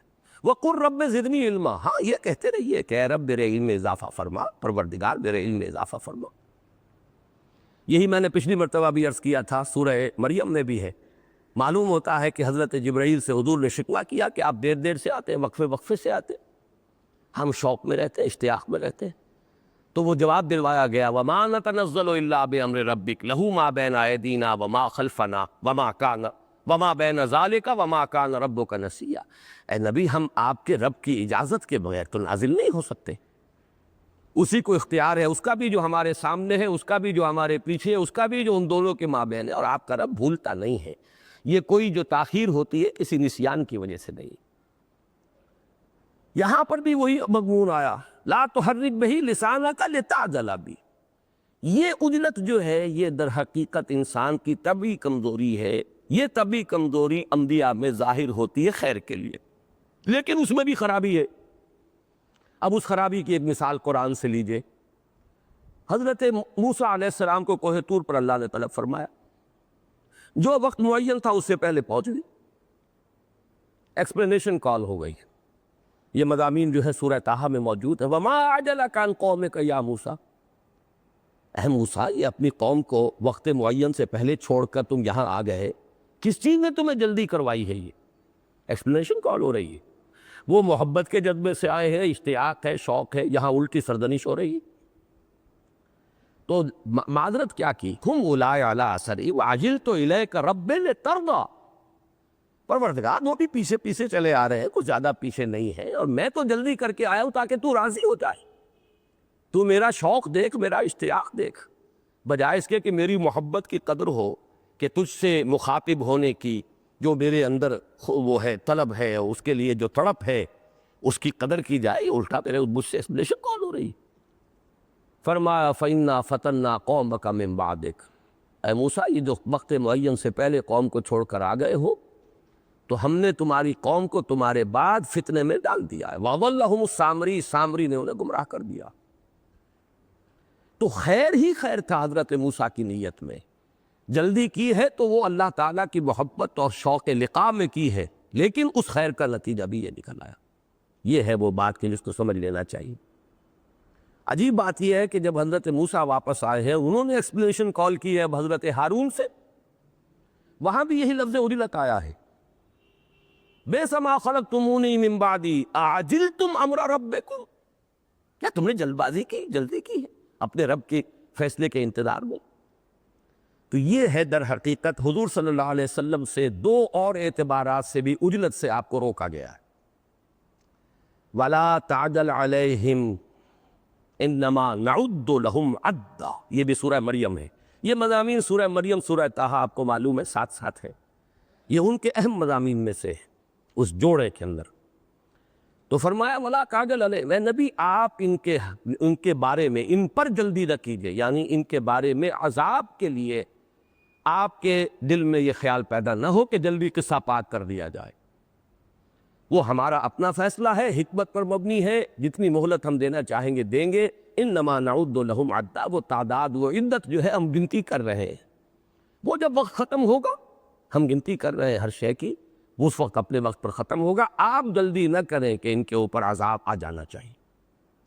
اور یہی سورہ احقاف میں آیا فاصبر کما صبر اولو العزم من الرسل ولا تستعجل لہم، اے نبی صبر کیجئے جیسے کہ ہمارے اولو العزم پیغمبروں نے صبر کیا، اور ان کے لیے جلدی نہ کیجئے، یعنی ان پر عذاب یا ان کے حساب کو چکا دینے کا معاملہ جو ہے وہ تو جلدی مچاتے ہی ہیں کہ ربنا عجل لنا قطنا قبل یوم الحساب، وہ تو عذاب کی جلدی مچاتے ہیں، لیکن آپ کے دل میں یہ خیال نہ آئے کہ ہمارا اپنا ایک معین نظام ہے، ہماری اپنی سنت ہے، کتنی مہلت ہم دیتے ہیں، کتنی ان کو دیں گے، یہ ہمارا فیصلہ ہے۔ آپ کا کام یہ ہے کہ آپ دعوت و تبلیغ کے اپنے عمل کو جاری رکھیے۔ یہ ہے وہ عجلت، یہ انسان کی طبعی کمزوری ہے۔ یہ طبعی کمزوری انبیاء کے اس کے معاملے میں خیر کے ضمن میں ظاہر ہو رہی ہے۔ یہی جب انسان غافل ہو جاتا ہے، محجوب ہو جاتا ہے اللہ سے، تو اس کے اندر وہ حب عاجلہ، دنیا کی محبت، یہ عاجلہ ہے، یہ فوراً موجود ہے، اس کا نفع بھی نقد، اس کا نقصان بھی نقد، اس کی لذت بھی فوری اور اس کا الم یہ بھی فوری، اس کی تکلیف بھی فوری۔ لہذا انسان جب اس کی زلف گراگیر کا اسیر ہو جاتا ہے، جب اسی کا وہ عاشق بن کر رہ جاتا ہے، جبکہ دنیا اس کا مطلوب و مقصود بن جاتی ہے، تب اس کی آنکھوں پر پٹیاں بن جاتی ہیں، کانوں پر مہر لگ جاتی ہے، دل پر مہر لگ جاتی ہے، آنکھوں پر پردے آ جاتے ہیں، پھر کوئی انذار، کوئی تذکیر اس کے حق میں مفید نہیں ہوتی۔ یہ ہے حب عاجلہ، لیکن اس حب عاجلہ کا دور کا سرا ملایا ہے کہ یہ در حقیقت وہ بنیاد اس کی ہے انسان کی طبعی کمزوری، یعنی عجلت پسندی۔ یہ اصل میں ربط ہے۔ امام رازی کو میں نے دیکھا الحمدللہ کہ انہوں نے بھی، اگرچہ انہوں نے ان کا اپنا وہ بحر ذخار ہیں، انہوں نے یہ جو نظم کلام اور ربط کلام کی توجیحات کئی کی۔ سب سے پہلے تو وہی جو جمہور مفسرین کی جو میں نے بیان کر دی، اس کے بعد نمبر 2 پر اس کو لائے ہیں جو میں بیان کر رہا ہوں۔ میں اس سے پہلے بھی اس کو بیان کرتا رہا ہوں، اگرچہ میں نے وہ تفسیر کا ادھر مطالعہ نہیں کیا تھا۔ اب جو میں درس یہ دے رہا ہوں، جیسا کہ آپ کو معلوم ہے، اس میں اپنی امکانی حد تک تحقیق کر رہا ہوں، لہذا میں دیکھ کر مجھے اطمینان ہو گیا کہ امام راضی نے کچھ اور توجیحات بھی پیش کی ہیں، لیکن نمبر 2 توجیح جو ہے وہ یہی کہ در حقیقت اس کا ربط کلام جڑ رہا ہے، عمود سے یہ چیز ہٹی ہوئی نہیں ہے، اس لیے کہ ایک لنک قائم ہے، اور وہ لنک کیا ہے؟ لا تحرک بہ لسانک لتعجل بہ۔ یہ عجلت جو ہے یہ در حقیقت اچھی چیز نہیں ہے، یہ طبعی کمزوری ہے، یہ قرآن کے لیے بھی اچھی نہیں، اللہ سے ملاقات کے لیے بھی اچھی نہیں، یہ تو کسی خیر کے کام میں بھی اچھی نہیں۔ اور پھر رخ موڑا، اور اے بدبختو تمہارا حال تو یہ ہے کہ تم اس عجلت پسندی کے اس درجے شکار ہو گئے کہ یہ عاجلہ ہی تمہاری محبوب و مقصود و مطلوب بن کر رہ گئی، تمہاری نگاہیں اس میں الجھ کر رہ گئی ہیں۔ یہ وجہ ہے کہ تمہیں باس بعد الموت مستبعد نظر آتا ہے، محال نظر آتا ہے، ممکن نظر نہیں آتا۔ کہ ذرا غور کرو آنکھوں کی پٹی کھول کر تو تمہیں یہ حقیقت جو ہے نظر آ جائے گی اظہر من الشمس کہ تمہارے اعتراضات کے اندر کوئی وزن نہیں۔ میں اس کے حوالے سے آج ایک بات اور کہنا چاہتا ہوں، اور اللہ تعالیٰ کی طرف سے یہ عجیب چیزیں ہیں کہ جو من جانب اللہ ہی ہے، ان میں حکمت ہوتی ہے۔ کل کے میرے خطاب جمعہ میں بھی میری کتاب جو ہے تحریک جماعت اسلامی، اس کا تذکرہ ہوا۔ آج میں پھر اس کا حوالہ دے رہا ہوں۔ میری جو رائے ہے جماعت اسلامی کے بارے میں آپ حضرات کو معلوم ہوگی۔ میرے نزدیک یہ وقت کی اہم ترین صحیح ترین تحریک تھی۔ ظاہر بات ہے خامیاں کمیاں وہ تو ظاہر بات ہے غیر نبی کوئی فرد ہوگا اس میں ہوگی، اور انبیاء کی دعوت و تحریک کے بعد جو بھی دعوت و تحریک اٹھے گی صلحاء کی، ان میں کہیں نہ کوئی کمی کمزوری کا پہلو تو ہوگا، لیکن اس دور کی صحیح ترین اور صحیح اساسات پر جو اٹھی تحریک و جماعت اسلامی کی تحریک ہے۔ لیکن سن 47 میں جو اس نے پالیسی کا ٹرن لیا ہے، اس نے اس کا حلیہ بگاڑ کر اب یہ وہ تحریک نہیں ہے، یہ تو اور تحریک ہے۔ وہ تھی اصولی اسلامی انقلابی تحریک، یہ ہے ایک اسلام پسند قومی سیاسی تحریک۔ 3 الفاظ ہیں جس کو میں نے اس وقت لکھا ہے، اور وہ 24 برس کی عمر میں میری وہ تصنیف کہہ لیجئے، وہ بیان تھا جو بعد میں تصنیف کی شکل اختیار کر گیا۔ منوعاً وہی ہے جو میں نے نومبر سن 56 میں تحریر کیا 15 دن کے اندر۔ وہ ہے 225 صفحات کا بیان، اور اصل کاپی میرے پاس محفوظ ہے اب تک، جو اس کا اصل متن نہیں۔ اس وقت میں نے لکھا کہ یہ اب پہلے تھی اصولی اسلامی انقلابی تحریک، اب یہ جماعت بن گئی ہے اسلام پسند قومی سیاسی جماعت، زمین و آسمان کا فرق۔ لیکن یہ جو ٹرن ہوا وہ تو ظاہر بات ہے کہ وہ تقریباً 200 صفحات میں نے بیان کیا ہے۔ پہلی تحریک کیا تھی، اس کے اساسات کیا تھے، اس کے خصائص کیا تھے، اس کی نمایاں علامات کیا تھی، اب کیا ہے، ٹرن کے نتیجے کیا نکلے ہیں۔ بہرحال اس سے بحث نہیں ہے، لیکن میں نے جب تشخیص کی کہ یہ کیا ہوا، یہ حادثہ کیوں ہوا، اس کا سبب کیا ہے، تو میں نے صرف ایک چیز کو وہاں پر پن پوائنٹ کیا ہے۔ کوئی بدنیتی نہیں، کوئی فساد نیت نہیں، نہ مولانا مودودی کی نیت پر میں نے کوئی حملہ کیا۔ ظاہر بات ہے یہ معاملہ صرف مودودی صاحب کا نہیں تھا، مولانا اصلاحی بھی ساتھ تھے، اور بھی جماعت کی پوری قیادت ساتھ تھی، کسی نے اس وقت انکار نہیں کیا تھا، کسی کو بھی احساس نہیں ہوا کہ ہم ایک موڑ مڑ رہے ہیں جو بڑا خوفناک نتائج پیدا کر دے گا۔ کسی کو احساس تھا بھی تو اسے بیان نہیں کر سکا صحیح طور پر۔ بہرحال میں نے اس کو صراحت سے کہا کوئی بد نیت ہی نہیں ہے، یہ وہی اجلت پسندی ہے، یہ اجلت پسندی جو انسان کی فطری کمزوری ہے، یہ اجلت پسندی کہ جو جانب خیر میں انبیاء کرام سے بھی ہو گئی، حضرت موسیٰ سے بھی ہو گئی، ما اعجلک عن قومک یا موسیٰ۔ قرآن کے ضمن میں حضور سے اس کا ظہور ہوتا تھا، ولا تعجل بالقرآن من قبل ان یقضى الیک وحیہ لا تحرک بہ لسانک لتعجل بہ۔ اسی درجے کی یہ خطا ہے، غلطی ہے۔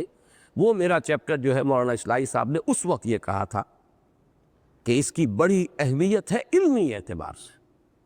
وہ تحریر میں آپ حضرات کو مشورہ دوں گا، بس تو پوری کتاب پڑھیے تاکہ جماعت کے بارے میں، اس تحریک کے بارے میں میری رائے آپ کے سامنے آئے۔ خاص طور پر وہ جو آخری چیپٹر ہے تبدیلی کیوں، یہ اس کا عنوان ہے آخری سیکشن کا، اس میں نے بحث کی، اور یہی سارے مباحث اس کے اندر موجود ہیں۔ اب آگے چلیے۔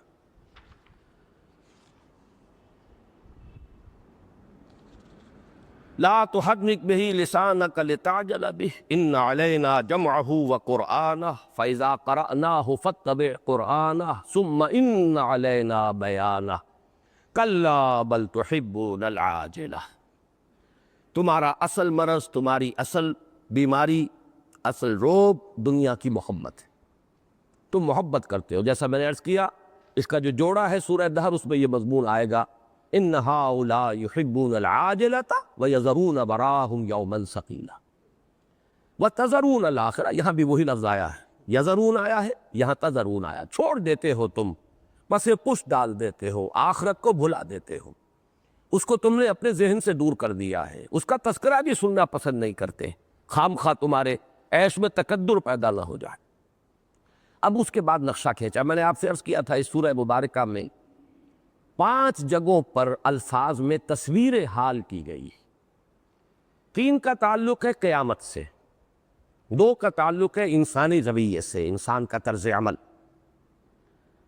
اب یہ نقشہ کھینچا جا رہا ہے میدان حشر کا، یہ قیامت، یوم یقوم الناس لرب العالمین، جبکہ لوگ کھڑے ہوں گے دربار خداوندی میں سامنے۔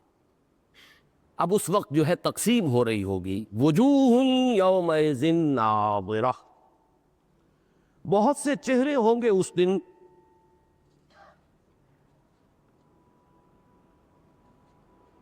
بہت سے چہرے ہوں گے اس دن بہت تر و تازہ، الی ربہا ناظرہ، اپنے رب کی طرف دیکھتے ہوئے، ووجوہ یومئذ باسرہ، اور بہت سے چہرے ہوں گے اس دن سوکھے ہوئے، اترے ہوئے، اداس، تظن ان یفعل بہا فاقرہ، اور وہ یہ گمان کر رہے ہوں گے، انہیں یقین ہو گیا ہوگا کہ اب ان کے ساتھ وہ سلوک کیا جائے گا جو ان کی ریڑھ کی ہڈی کو توڑ کر کمر توڑ دینے والا سو۔ اب ان آیات کا ایک نقشہ تو جیسا کہ قرآن مجید میں بہت سے مقامات پر آیا ہے، سورہ عبس میں آپ دیکھیں گے وجوہ یومئذ مسفرۃ ضاحکۃ مستبشرہ ووجوہ یومئذ علیہا غبرۃ ترہقہا قطرہ اولئک ھم الکفرۃ الفجرہ۔ یہ کئی جگہ پر یہ نقشہ کھینچا گیا ہے، اور اس کی تعویل جو ہے سیدھی جو میں کرتا رہا ہوں ہمیشہ، وہی اس وقت ذہن میں تازہ کر لیں کہ جیسے امتحان کا نتیجہ جب ڈکلیئر ہوتا ہے ہائی اسکولوں کے اندر، کھڑے ہوتے ہیں سب سننے کے لیے، تو جب کھڑے ہوتے ہیں اس کے نتیجے کے اعلان سے پہلے ہی لوگوں کے، وہ طالب علموں کے چہروں پر نتیجہ لکھا ہوتا ہے۔ کیوں لکھا ہوتا ہے؟ کہ بل الانسان علی نفسہ بصیرہ، انسان اپنے آپ سے خوب واقف ہے، خوب جانتا ہے میں کر کے کیا لایا ہوں، میرے نامہ اعمال میں کیا ہے اسے خوب معلوم، میں نے اپنے پرچوں میں لکھا کیا تھا ہر ایک کو معلوم، لہذا لکھا ہوگا اس کے چہرے پر کہ یہ فیل ہے اور یہ پاس ہے، اور یہ بہت ہی اعلیٰ نمبروں سے پاس ہونے والا، دمک رہے ہوں گے چہرے کہ آج تو ہمارا خاص مقام جو ہے تھوڑی سی اگر ہوگی انہیں تشویش کو میں فرسٹ آ رہا ہوں یا سیکنڈ آ رہا ہوں، اس اعتبار سے ہوگی، ورنہ چہروں کے اوپر کوئی اداسی نہیں ہوگی۔ یہ نقشہ ہے میدان حشر کا۔ اب اس میں بات علمی مضامین نہیں۔ ناظرہ کہتے ہیں ایسا چہرہ جو نعمتوں میں پلا ہو، خوش و خرم ہو، تر و تازہ ہو، کھلا ہوا ہو۔ اور یہ لفظ ایک حدیث میں آیا جو بڑی پیاری حدیث ہے، چونکہ میں یہ حدیث کا مضمون جو ہے اس درس میں خاص طور پر لا رہا ہوں، سنت کی اہمیت، حدیث کا مضمون، تو ایک حدیث قول نقل کیجئے، نوٹ کیجئے، نظر اللہ عبدا، نظرہ بھی ہے اور نظرہ بھی ہے، نظر اللہ عبدا، نظر اللہ عبدا سمع مقالتی فوعاہا، اللہ تعالیٰ اس بندے کے چہرے کو تر و تازہ کر دے، اسے خوش و خرم رکھے، اسے شاداب رکھے، جس نے میری بات سنی اور اسے محفوظ کیا، یاد رکھا، اس لیے کہ یہ اہمیت ہے، میری سنت کو آگے منتقل ہونا ہے۔ ابتدا میں یقیناً احتیاط کی گئی، لکھو مت سوائے قرآن کے، تاکہ گڑبڑ نہ ہو جائے کہیں قرآن اور حدیث، لیکن یہ ہے کہ اس کو یاد رکھنا، اس لیے کہ سنت رسول تو آگے منتقل ہوگی اسی حوالے سے۔ نظر اللہ عبدا سمع مقالتی فوعاہا، اور یہ جو الفاظ استعمال کیے ہیں امام رازی نے کہ یہ جو ہے ناظرہ، چہرے تر و تازہ ہوں گے، مسرورہ، خوش و خرم، ناعمہ، جیسے نعمتوں میں ناز و نعم میں پلے ہوئے چہرے ہوتے پھول جیسے، مضیئہ، روشن، مسفرہ، روشن، مشرقہ، یہ بھی روشن، اور بہجہ، جس کے اوپر تر و تازگی۔ وجوہ یومئذ ناظرۃ الی ربہا ناظرہ، اپنے رب کی طرف دیکھتے ہوئے ہوں گے۔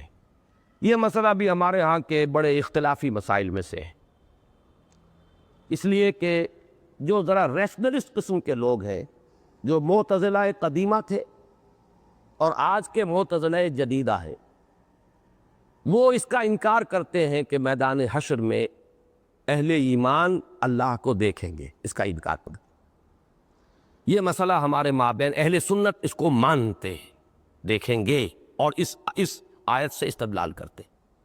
وہ کہتے ہیں نہیں، اللہ کو کیسے دیکھا جا سکتا ہے؟ تو اس میں چند اصولی باتیں نوٹ کر لیجئے۔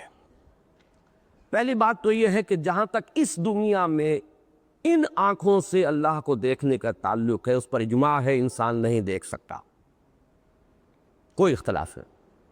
نور انا یرا، حضرت عائشہ کا قول ہے رضی اللہ تعالی عنہ، اور تو نور ہے، دیکھا کیسے جا سکتا ہے؟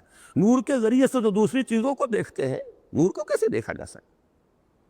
تو اس پر اجماع ہے، ان آنکھوں سے یہ جسم ہمارا، یہ چشم سر، اس دنیا میں اللہ کو نہیں دیکھا جا سکتا۔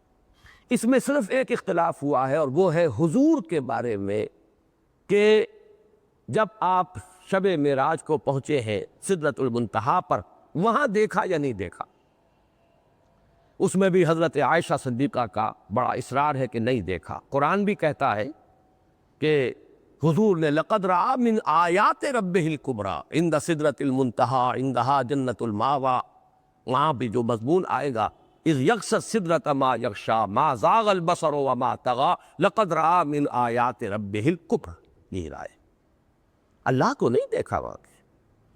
رؤیت باری تعالی ہمارے یعنی متقدمین میں، ہمارے یہاں تک کہ صحابہ میں اختلاف، حضرت علی فرماتے ہیں دیکھا، اب یہ اختلاف ہے، اکابر امت کا اختلاف ہے، لیکن حضور کے سوا، معراج کے علاوہ تمام نوع انسانی کے لیے اس دنیا میں ان آنکھوں سے اللہ کا دیکھنا محال ہے، ناممکن ہے، اس پر اجماع ہے۔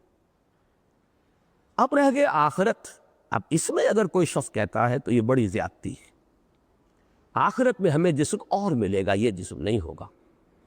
کھال وہ ملے گی کہ جیسے جھلس جائے گی دوبارہ پیدا ہو جائے گی، جسم وہ ملے گا جسے کوئی آگ جو ہے مار نہیں سکے گی، کوئی عذاب جو ہے اس کو پر بہت مارد نہیں کر سکے گا۔ یہ جسم تو فانی ہے، وہ اور جسم ہے، اس کے نوامیس اور قوامین اور ہیں، وہ یہ فزیکل لاس جو ہے اسے گورن نہیں کریں گے عالم آخرہ کو۔ یہ ہماری فزیولوجی جو ہے ہمارے اس وجود کی، وہ در حقیقت اس وجود کی فزیولوجی نہیں ہوگی۔ لہذا آخرت میں اللہ کی رؤیت یہ اہل سنت کے نزدیک بالکل ثابت ہے، متفق علیہ ہے، اس میں نہایت صحیح احادیث موجود ہیں۔ البتہ آخرت کے دو درجے ہیں، پہلا ہے یہ میدان حشر، یہ تو گویا کہ مقدمۃ الآخرہ ہے نا، اصل آخرہ تو پھر جنت یا دوزخ ہے، حیات اخروی۔ تو جنت کے بارے میں بھی میں سمجھتا ہوں کہ اگرچہ میں یقین سے نہیں کہہ سکتا کہ اس کے بارے میں تو معتزلہ بھی مانتے ہوں گے کہ جنت میں اللہ تعالیٰ کو انسان دیکھے گا۔ ہمارے ہاں جو احادیث صحیح ہیں وہ ثابت کرتی ہے کہ آخری نعمت ہی یہ ہوگی، ساری نعمتیں ہیچ رہ جائیں گی، وہ جو بھی حور و قصور و غلمان اور شہد اور جو بھی کچھ ہے وہاں کے پھل وغیرہ، انسان دیکھے گا نہیں اس کی طرف، جبکہ اللہ کا دیدار اسے ہوگا۔ سب سے بڑی نعمت ہے وہ تو وہ ہوگی، اپنے رب کو دیکھو گے جیسے کہ تم 14ویں رات کے چاند کو دیکھتے، یہ حضور کا حدیث۔ میدان حشر میں بھی مولانا اصلاحی صاحب بھی چونکہ ریشنلسٹ ہے، عقلیت پر کی طرف ان کا ذرا زیادہ رجحان ہے، انہوں نے بڑے جزم کے ساتھ لکھا ہے کہ نہیں، اس کے معنی ہے انتظار، وہ اپنی رب کی رحمت کے منتظر ہوں گی۔ اس پر ایک سب سے بڑے جو جواب دیا امام راضی نے، بہت پیارا جواب دیا ہے، بندہ مومن تو اس دنیا میں بھی منتظر ہوتا ہے اللہ کی رحمت کا، اس کا آخرت سے کیا سوال؟ لہم البشریٰ فی الحیات الدنیا، دنیا کی زندگی میں بشارت ہے۔ یہ تو ابشروا بالجنۃ التی کنتم توعدون، موت کے وقت، موت سے پہلے، فی الحیات الدنیا بشارتیں ہیں۔ امام ابن تیمیہ جو سب سے بڑے امام ہیں، امام اصلاحی، مولانا اصلاحی کے نزدیک، وہ کہتے ہیں، ان کا قول ہے ان جنتی معی، میری جنت میرے ساتھ موجود ہے۔ جبکہ انہیں جیل کے اندر سزائیں دی جا رہی تھی تو مجھے کچھ نہیں، میرے دل کے سکون کو تم برباد نہیں کر سکتے، میری جنت میرے اندر موجود ہے۔ یعنی اطمینان قلب، سکون، اللہ کے ساتھ لو لگی ہو، کہ یہ معاملہ تو جو ہے میدان حشر ہی کا کیا ہے کہ انتظار کر رہے ہوں گے. انتظار اور توقع جو ہے وہ تو اس دنیا میں بھی اہل ایمان کو حاصل ہوتی. ویسے میں حیران ہوا کہ امام راضی نے بھی حوالہ نہیں دیا، لیکن میرے سامنے تو قرآن مجید سے جو دلیل قطعی ہے وہ سورہ مطففین کی آیت ہے. کافروں کو کہا گیا ہے کلا انہم عن ربہم یومئذ لمحجوبون ثم انہم لصالو الجحیم. یہ ثم یہ آتا ہے بعد کے لیے، تراخی کے لیے. جہنم میں جانے سے پہلے بھی میدان حشر میں یہ کفار جو ہے یہ اپنے رب سے محجوب رہیں گے. یہ گویا کہ ان کے اوپر سب سے پہلی صدا جو آ رہی ہے، سب سے بڑی محرومی یہ ہے کلا انہم عن ربہم یومئذ لمحجوبون ثم انہم لصالو الجحیم. پھر وہ عذاب آئے گا دوسرا، پھر جہنم میں جھونک دیے جائیں گے. اس کا تقابل کیجئے تو اہل حق جو ہے، اہل ایمان، ان کے لیے گویا کہ یہ نعمت جو ہے خود میدان حشر میں ثابت ہوگی. مولانا اصلاحی صاحب نے یہ تو مانا ہے کہ جب نظرہ کے بعد الا آتا ہے تو اس کے دونوں معنی ہوتے ہیں، انتظار کرنا بھی اور دیکھنا بھی. میں نے آج خاصا وقت صرف کیا ہے قرآن مجید میں، وہ معجم المفرس کے حوالے سے میں نے یہ نظرہ کا الا کے ساتھ جتنے استعمالات آئے ہیں، صرف ایک ملا ہے جس میں کہ نظرہ الا کے معنی انتظار ہو سکتے ہیں، اور وہ ہے سورہ توبہ کی آیت سود کے بارے میں جو آئی ہے کہ اگر فَإِنْ كَانَ ذُو عُسْرَةٍ فَنَظِرَةٌ إِلَىٰ مَيْسَرَةٍ، اگر وہ مقروض جو ہے وہ تنگ دست ہے تو پھر اسے مہلت دی جائے، انتظار کیا جائے کہ اسے کشادگی حاصل ہو جائے. یہاں تو انتظار کے معنی ہے، باقی کسی اور جگہ یہ معنی نہیں ہے. اس کے برعکس دوسرے معنی دیکھنا، اس کے لیے یہ لفظ قرآن مجید میں بہت مرتبہ آیا. میں چند تیزی کے ساتھ مثالیں دے رہا ہوں. حضرت موسیٰ نے درخواست کی تھی پروردگار مجھے دیدار عطا فرما، رب ارنی انظر الیک. یہ انتظار کے معنی میں نہیں آ سکتا، دیکھنے کے معنی میں آئے گا. اور اہل زیغ کے لیے فرمایا ولا یکلمہم اللہ ولا ینظر الیہم یوم القیامہ، اللہ نہ ان سے کلام فرمائے گا نہ ان کی طرف دیکھے گا. یہاں انتظار کے معنی تو ہو ہی سکتے. ومنہم من ینظر الیک، کفار کے بارے میں کہا گیا سورہ یونس میں اے نبی ان میں سے کچھ لوگ ایسے ہیں جو بظاہر آپ کی طرف دیکھ رہے ہوتے لیکن وہ اندھے ہیں، نہیں دیکھ رہے حقیقت. یہاں انتظار کے معنی نہیں ہو سکتے. فَلْيَنظُرِ الْإِنسَانُ إِلَىٰ طَعَامِهِ، ذرا انسان دیکھے اپنے کھانے کو، اس کے معنی انتظار کے نہیں ہو سکتے. أَفَلَمْ يَنظُرُوا إِلَى السَّمَاءِ فَوْقَهُمْ كَيْفَ بَنَيْنَاهَا وَزَيَّنَّاهَا وَمَا لَهَا مِنْ فُرُوجٍ، سورہ قاف. کیا انہوں نے دیکھا نہیں آسمان کی طرف جو ان کے سروں کے اوپر ہے؟ کیسے ہم نے اسے بنایا ہے اور کیسے اس کو مزین کیا ہے، اس میں کہیں رکھنے نہیں ہیں. اور اسی طرح منافقین کے بارے میں آتا ہے کہ جب آیت کوئی اترتی ہے منافقوں کے بارے میں یا کوئی حکم آتا ہے اللہ کی طرف سے قتال کے بارے میں، نظر بعضهم الى بعض، یہ ایک دوسرے کو دیکھتے ہیں اور کھسکنے کی کوشش کرتے ہیں، کوئی دیکھ تو نہیں رہا.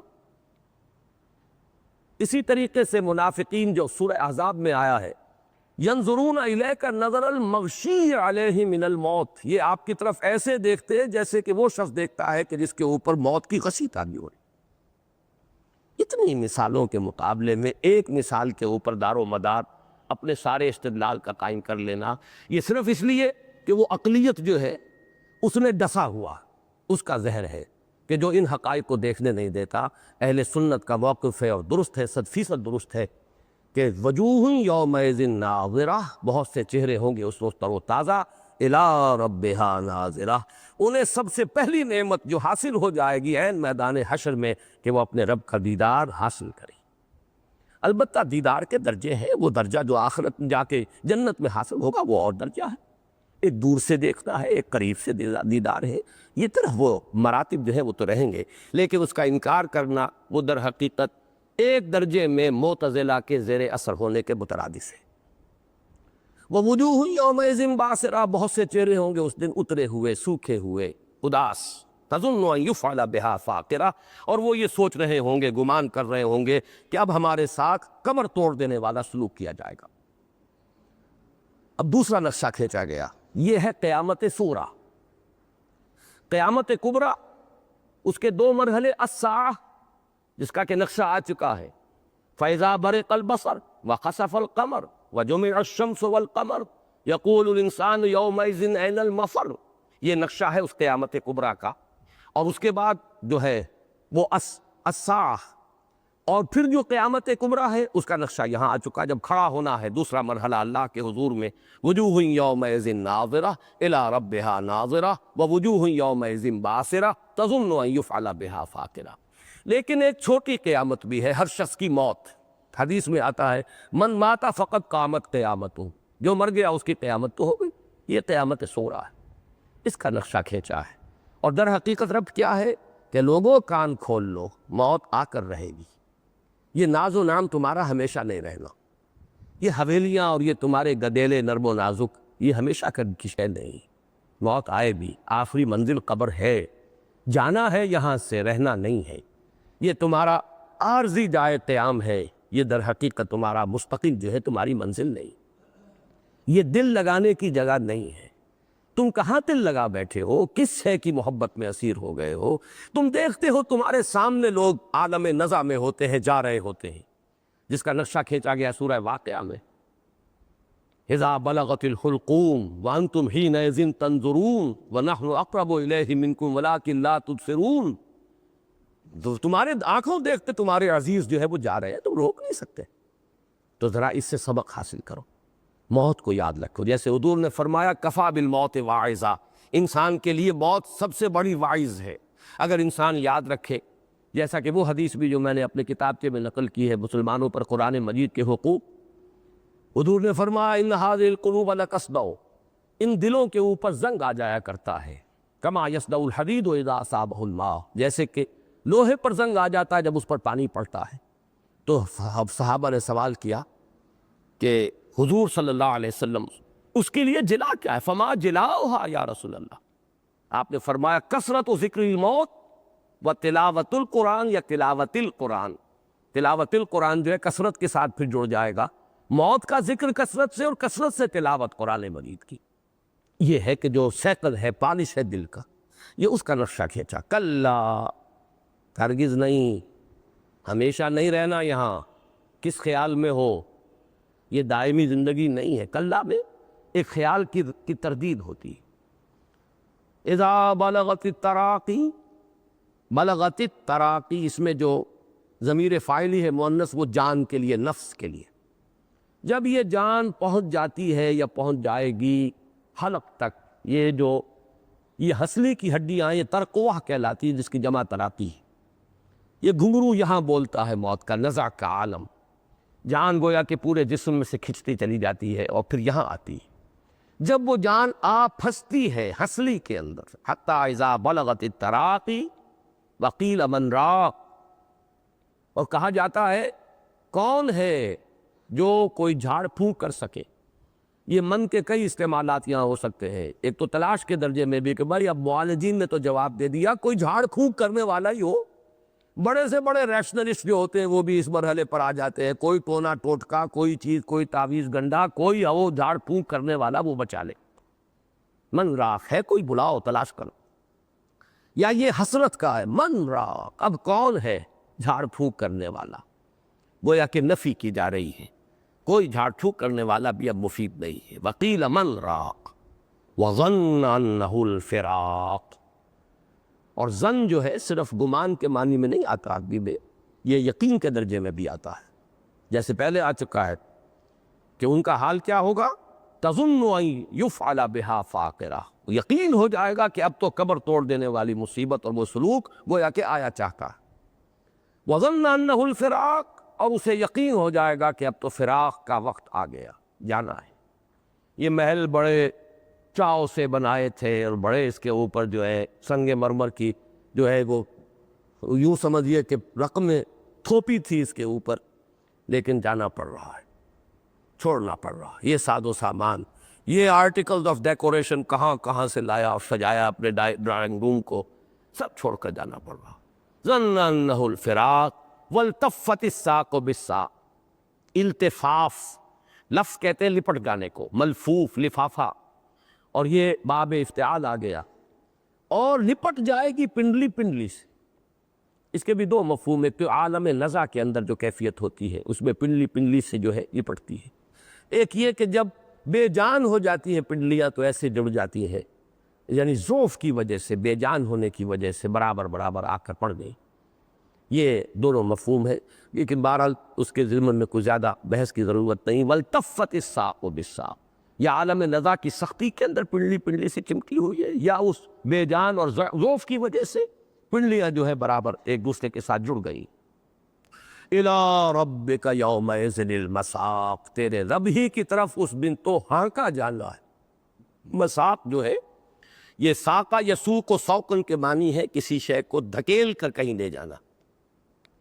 سائق کہتے ہیں دھکیلنے والا، معہا سائق و شہید، اس کے ساتھ ایک دھکیلنے والا ہوگا، ایک گواہ ہوگا جو اعمال نامہ لے کر آگے آ رہا ہوگا جبکہ اس کی پیشی ہوگی۔ تو آج کل جو ہے جدید عربی میں سواق کہتے ہیں ڈرائیور کو۔ تو یہ ہے اِلَىٰ رَبِّكَ يَوْمَئِذٍ الْمَسَاقُ۔ دیکھیے پہلے بھی آیا تھا، یہ ایک عجیب بات ہے اس سورہ مبارکہ میں کہ وہ پہلا حصہ، یہ آخری حصہ، درمیان میں وہ ذروۂ سنام، وہ حجاز، وہ قرآن کے بارے میں اہم ترین مضمون، لیکن ان دونوں حصوں کے اندر بڑی مشابہت ہے۔ وہ مضمون وہاں بھی آیا، یہاں بھی آیا، تو اسی طریقے سے وہاں آیا تھا، نقشہ کھینچا گیا تھا۔ این المفر، انسان کہے گا ہے کوئی بھاگنے کی جگہ؟ کلا لا وزر الی ربک یومئذ المستقر، نہیں، کہیں کوئی جائے پناہ نہیں ہے، کہیں چھپنے کی کوئی جگہ نہیں، کوئی پناہ نہیں تلاش کر سکتے، تیرے رب ہی کی طرف اس روز تو استقرار جو ہے مستقر وہ وہی ہوگا، وہیں جا کھڑے ہونا ہوگا چاروں ناچار۔ وہی مضمون یہاں ہے الی ربک یومئذ المساق، اس روز تو دھکے دے دے کر یہاں سے بہرحال تمہیں تمہارے رب کی طرف لے جایا جائے گا۔ فلا صدق ولا صلی، اب پھر یہ تصویر لفظی ہے۔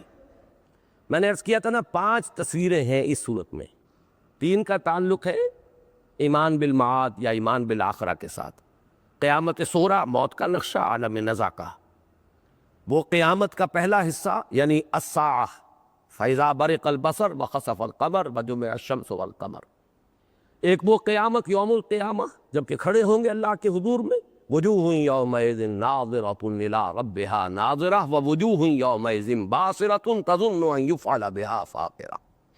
2 نقشے آئے ہیں انسان کے تمرد اور تکبر کے۔ پہلا تمرد اور تکبر کا نقشہ ایانا یوم القیامہ، کب ہوگا یہ؟ استہزاء کے انداز میں، کیا تم نے رٹ لگا رکھی ہے یہ؟ اگر واقعی کوئی بات ہے کب ہوگا بتاؤ؟ یہ تھا ان کا استہزاء کا ایک نقشہ، جس طریقے سے کہ وہ، اور اب اس کا نقشہ جو ہے کھینچا جا رہا ہے۔ یوں سمجھیے، اور جیسا کہ میں نے عرض کیا تھا، حضرت ابن عباس کا قول جو ہے، جو میں جسے ترجیح دیتا ہوں، اکثر مفسرین نے تو دوسرے قول کو ترجیح دی ہے کہ یہاں اس سورہ مبارکہ میں حضور کے معاندین میں سے جس شخص کا نقشہ کھینچا گیا ہے وہ اصل میں عدی ابن ابی ربیعہ ہے، اخنس ابن شریق کا داماد۔ ان دونوں کے بارے میں حضور نے یہ دعا کی تھی اللہ سے، یہ پڑوسی تھے، کہ اللہ ان برے پڑوسیوں کے شر سے مجھے اپنی امان میں رکھ۔ ایک رائے تو یہ ہے، لیکن یہ کہ ابن عباس کا قول یہ کہ یہ ابو جہل کا معاملہ ہے، اور میں نے پچھلی مرتبہ عرض کر دیا تھا کہ میرا رجحان زیادہ اسی کی طرف ہے، اس لیے کہ ولید بن مغیرہ ایک اہم شخص تھا، اس کے بارے میں بھی سورہ نون میں بھی ہے، سورہ مدثر میں بھی ہے۔ حضور کے مخالفین میں دوسرا اہم ترین شخص ابو جہل ہے، جس کا ذکر سورہ علق میں بھی ہے اور وہ یہاں بھی ہے۔ تو میں سمجھتا ہوں کہ اس میں، اور پھر قول بھی ابن عباس کا رضی اللہ تعالیٰ عنہما، اس میں نقشہ کھینچا گیا ہے کہ حضور نے جب اس کو کچھ تبلیغ کی، کچھ سمجھایا، تو اس نے جھٹک کر بات اپنا ہاتھ کھینچا، حضور نے اس کا ہاتھ پکڑا تھا اور کچھ سمجھایا، جیسے کہ ترغیب اور تشویق میں، کسی کو سمجھانے کے انداز میں، دلجوئی کے انداز میں، کہ سوچو غور کرو، میں جو کہہ رہا ہوں وہ صحیح ہے، حق ہے۔ اس نے ہاتھ جو ہے کھینچا اور جھٹک کر حضور سے پھر اس نے یہ کہا، جو اس کا نقشہ ہے، فلا صدق ولا صلی، نہ اس نے تصدیق کی نہ وہ اللہ کی طرف متوجہ ہوا۔ یہاں صلاۃ جو ہے لغوی معنی میں لیجئے، ویسے یہ کہ اس کا وہ مفہوم، نہ نماز پڑھی، عام مفہوم یہی ہوگا، لیکن اس وقت وہ تصویر نبزی میں فلا صدق، اس نے تصدیق نہیں کی، ولا صلی، اس لیے کہ صلاۃ کے اصل معنی کسی شے کی طرف متوجہ ہونا، توجہ کرنا، اقدام الی الشیء، تو نہ تو اس نے تصدیق کی نہ وہ توجہ۔ اور جیسا کہ آپ کو معلوم ہے نماز کا جو استفتاح ہے وہ یہی ہے، انی وجہت وجہی للذی فطر السماوات والارض حنیفا وما انا من المشرکین، اور نماز کی اصل روح جو ہے توجہ الی اللہ ہے. توجہ الی اللہ نہیں ہے تو آپ رکوع و سجود سجدوں کے ڈھیر اور رکعتوں کی جو ہے وہ کتنی ہی مقدار کر دے، اصل نماز کی روح تو نہیں ہوں. اس معنی میں فلا صدق ولا صلی ولکن کذب وتولی، بلکہ تکذیب کی اور روح گردانی کی. اب دیکھیے روح گردانی صدقہ کے مقابلے میں کذب آیا ہے اور صلی کے مقابلے میں تولی آیا ہے، اس نے پیٹھ موڑ لی. فلا صدق ولا صلی ولکن کذب وتولی ثم ذهب الى اہلہ یتمکا، پھر چل پڑا اپنے گھر والوں کی طرف، اہل و عیال کی طرف اکڑتا ہوا.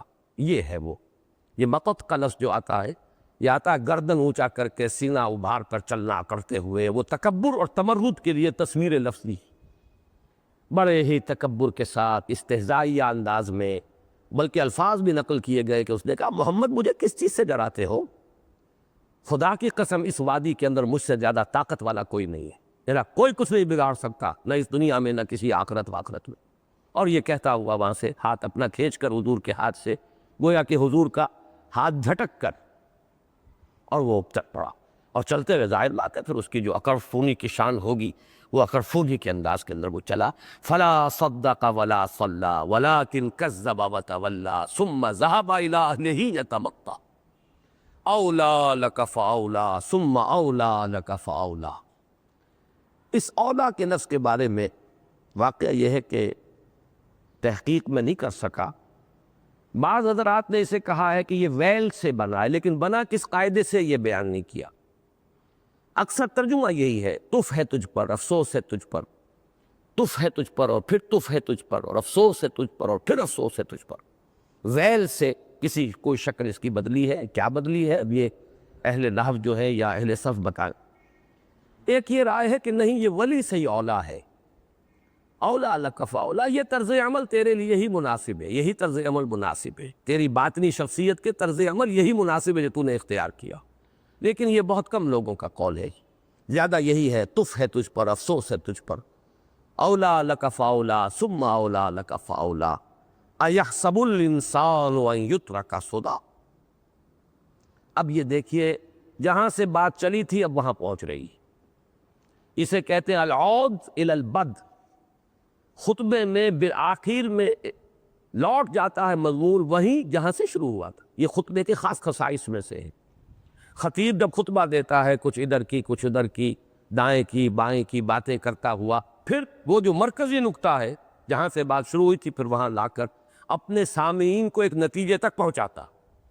جو خطبہ کسی نتیجے تک سامعین کو نہ پہنچائے وہ ناکام خطبہ. چاہے آپ نے 2 گھنٹے 3 گھنٹے لگا دیے اور ہنسا بھی دیا رلا بھی دیا، حاصل کیا ہوا؟ کچھ بھی نہیں. وہ تو ایک ڈرامہ ہے جو کر دیا آپ کو، کھیل ہے، ایک ویرائٹی شو ہے. لیکن یہ کہ آپ تھوڑا بہت ادھر ادھر ڈائگریشن تو ہوتی ہے خطبے کے اندر، لیکن یہ کہ اس مرکزی مضمون سے جڑے ہوئے پیش قدمی کرتے ہوئے بالآخر پھر اس مضمون پر جا کر اسے کنکلوڈ کرتے اور سامعین کو اپنے ساتھ قائل ہونے پر مجبور کر دیں، تب ہے وہ خطبہ. ایک واقعتاً ایک خطیب کی جو ہے اس کے اندر صلاحیت کا اظہار ہوتا ہے. اب یہاں فرمایا ایحسب الانسان ان یترک سدی، کیا انسان یہ سمجھتا ہے کہ وہ چھوڑ دیا جائے گا ایسے ہی بیکار بے مقصد؟ سدا کہتے ہیں اس اونٹنی کو جو اب گزر چکی ہر شے سے، نہ اب اس کے بچے ہونے کی کوئی توقع، نہ دودھ کی کوئی توقع، نہ وہ کوئی کسی اور کام، وہ چھوڑ دیتے تھے پھر اب جائیں بھاگے، گویا کہ بالکل بیکار بے مقصد عبث. کیا انسان نے یہ سمجھا؟ اب اس ایک لفظ کے اندر پھر وہی وہ جو لا اقسم بالنفس اللوامہ میں دلیل آئی تھی وہ ساری دلیل اب یہاں دوبارہ آ رہی کہ تم نے سمجھا کیا ہے اپنے بارے میں؟ تم اتنی حقیر شے ہو، تمہیں تو ہم نے اپنے دونوں ہاتھوں سے بنایا. خلقتہ بیدی وَلَقَدْ كَرَّمْنَا بَنِي آدَمَ وَحَمَلْنَاهُمْ فِي الْبَرِّ وَالْبَحْرِ وَرَزَقْنَاهُمْ مِنَ الطَّيِّبَاتِ وَفَضَّلْنَاهُمْ عَلَى كَثِيرٍ مِّمَّنْ خَلَقْنَا تَفْضِيلًا. لَقَدْ خَلَقْنَا الْإِنسَانَ فِي أَحْسَنِ تَقْوِيمٍ. تم نے کیا سمجھا تھا؟ اب یہ دیکھیے وہی مضامین ہے جو دوسرے مقامات پر آئے ہیں. کیا تمہارا یہ خیال تھا؟ أَفَحَسِبْتُمْ أَنَّمَا خَلَقْنَاكُمْ عَبَثًا وَأَنَّكُمْ إِلَيْنَا لَا تُرْجَعُونَ. کیا تم نے یہ سمجھا کہ ہم نے تمہیں عبث پیدا کیا اور ہماری طرف لوٹائے نہ جاؤ گے؟ ربنا ما خلقت هذا باطلا سبحانك فقنا عذاب النار. یہ وہ مضمون ہے جو ایک لفظ میں آ گیا ایحسب الانسان ان یترک سدی. ایسی حقیر شے ہے، بیکار شے ہے ہماری خلاقی جو ہے اس کا مظہر یہ انسان، کلائمیکس کریشن کا، یہ اتنی حقیر شے ہے کہ کوئی یہ ہماری طرف لوٹے نا، اس کو ہم جواب سے نہ لیں، رسپانسبلٹی، اس کو جو مقام دیا تھا، جو امانت اسے عطا کی تھی، اِنَّا عَرَضْنَا الْأَمَانَةَ عَلَى السَّمَاوَاتِ وَالْأَرْضِ وَالْجِبَالِ فَأَبَيْنَ أَن يَحْمِلْنَهَا وَأَشْفَقْنَ مِنْهَا وَحَمَلَهَا الْإِنسَانُ۔ وہ کوئی اتنا حقیر شے ہے کہ بس کھایا پیا مر گئے، ختم، مٹی ہوئے مٹی میں مل گئے؟ نہیں، یہ قیمتی موتی چاہے خاک میں مل جائے، ہم اس کو تلاش کر کے لائیں گے، آئے گا۔ اَيَحْسَبُ الْإِنسَانُ أَن يُتْرَكَ سُدًى، یہاں گویا کہ وہ پورا استدلال آ گیا عقلی۔ یہ نہ سمجھو کہ تم ایسی حقیر اور بیکار اور بے مقصد شے ہو، تم اس اونٹنی کے مانند نہیں ہو جس کی مالک کو پرواہ نہیں ہوتی کہاں گئی، کدھر گئی، کہاں مری، کہاں کھپی، بلکہ مالک جو ہے جس طرح اپنی وہ اونٹنی گابھن اونٹنی ہو، بیانے والی ہو، اب اس سے جو توقع ہوتی ہے جیسے اس کو سنبھال کر رکھا جاتا ہے، ایسے یحسب الانسان یترک سدی۔ اب اختتام پر جو پہلے حصے میں مضمون آیا تھا، بلا قادرین علی ان نسوی بنانا، کیوں نہیں ہو، ہم قادر ہیں پوری قدرت کے ساتھ، نجمعها، ہم اس کی ہڈیوں کو جمع کر دیں گے، لنجمعنها قادرین علی ان نسوی بنانا۔ اس کے لیے ایک دلیل دی ہے انسان کے مشاہدے سے۔ تم اپنی خلقت کے وہ روحانی مراحل تو نہیں جانتے، چلو تمہارے دائرے سے باہر ہے، تم اپنی خلقت کا یہ مرحلہ تو جانتے ہو کہ تم ایک گندے پانی کی چھوٹی سی بوند تھے۔ الم یکن نطفۃ من منی یمنی۔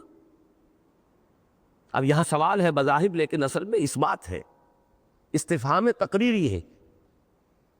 انسان غور کرے، اس کی اپنی حقیقت، سقراط، بقراط، سکندر اور اٹیلا کہاں سے آ گئے؟ افلاطون اور یہ کہ بڑے بڑے صلحاء کیا، یہ تخلیق کہاں سے ہوئی؟ الم یکن نطفۃ من منی یمنی ثم کان علقۃ فخلق فسوی۔ پھر وہ ایک علقہ تھا، میں اس کی تشریح اس وقت نہیں کر رہا، اب اگلے درس میں کروں گا۔ یہ آیات اور سورہ دہر کی ابتدائی آیات یہ جڑواں ہیں، انٹرلاکڈ ہے، لہذا اس کے حوالے سے آج مجھے اب درس ختم کر رہا ہوں، کنکلوڈ کر رہا ہوں، یہ ٹیپ ختم ہو رہی ہے تیزی کے ساتھ۔ تو فرمایا کیا یہ پھر اس کے بعد علقہ بنا، ہم نے اسے بنایا، اس نے بنایا اس کو، پھر تسویہ کیا، لوگ پلک سنواری، فجعل منہ الزوجین، اسی سے دو جوڑے بنا دیے، الذکر والانثی، مذکر بھی مؤنث بھی، کوئی بیٹا ہے کوئی بیٹی ہے، کوئی عورت ہے کوئی مرد ہے، کوئی نر ہے کوئی مادہ ہے۔ زمین و آسمان کا فرق ان کی نفسیاتی ساخت میں، جسمانی نظام، یہ سب کچھ جس ہستی نے یہ سب کچھ کیا ہے، الیس ذالک بقادر علی ان یحیی الموتی، کیا وہ ہستی اس پر قادر نہیں ہوگی کہ وہ مردہ کو زندہ کر دے؟ کون شخص ہوگا، کون کودل ہوگا، کون متعصب ہوگا، کون ہر طرف ہوگا جو اس کے بعد پکار نہ اٹھے، بلا وربنا سبحانک بلا، اے اللہ تو پاک ہے، تو یقیناً اس پر قادر۔ یہ دلیل ہے قادرین علی نسوی بنانا، تمہارے اپنے مشاہدے سے، جن چیزوں کو تم مانتے ہو اس کے حوالے سے تو کیسے انکار کرتے ہو؟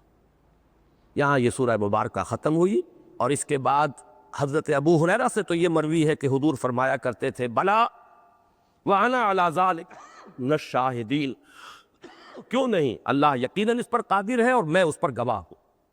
اور اس کا مختصر یہ ہے، سبحانک بلا، اے اللہ تو پاک ہے، یہ بات بالکل ہونے والی ہے، کوئی اس پر قادر ہے کہ مردہ کو زندہ کر دے۔ بارک اللہ لی ولکم فی القرآن العظیم ونفعنی وایاکم بالآیات والذکر الحکیم۔ کیوں بھئی ٹھیک رہا؟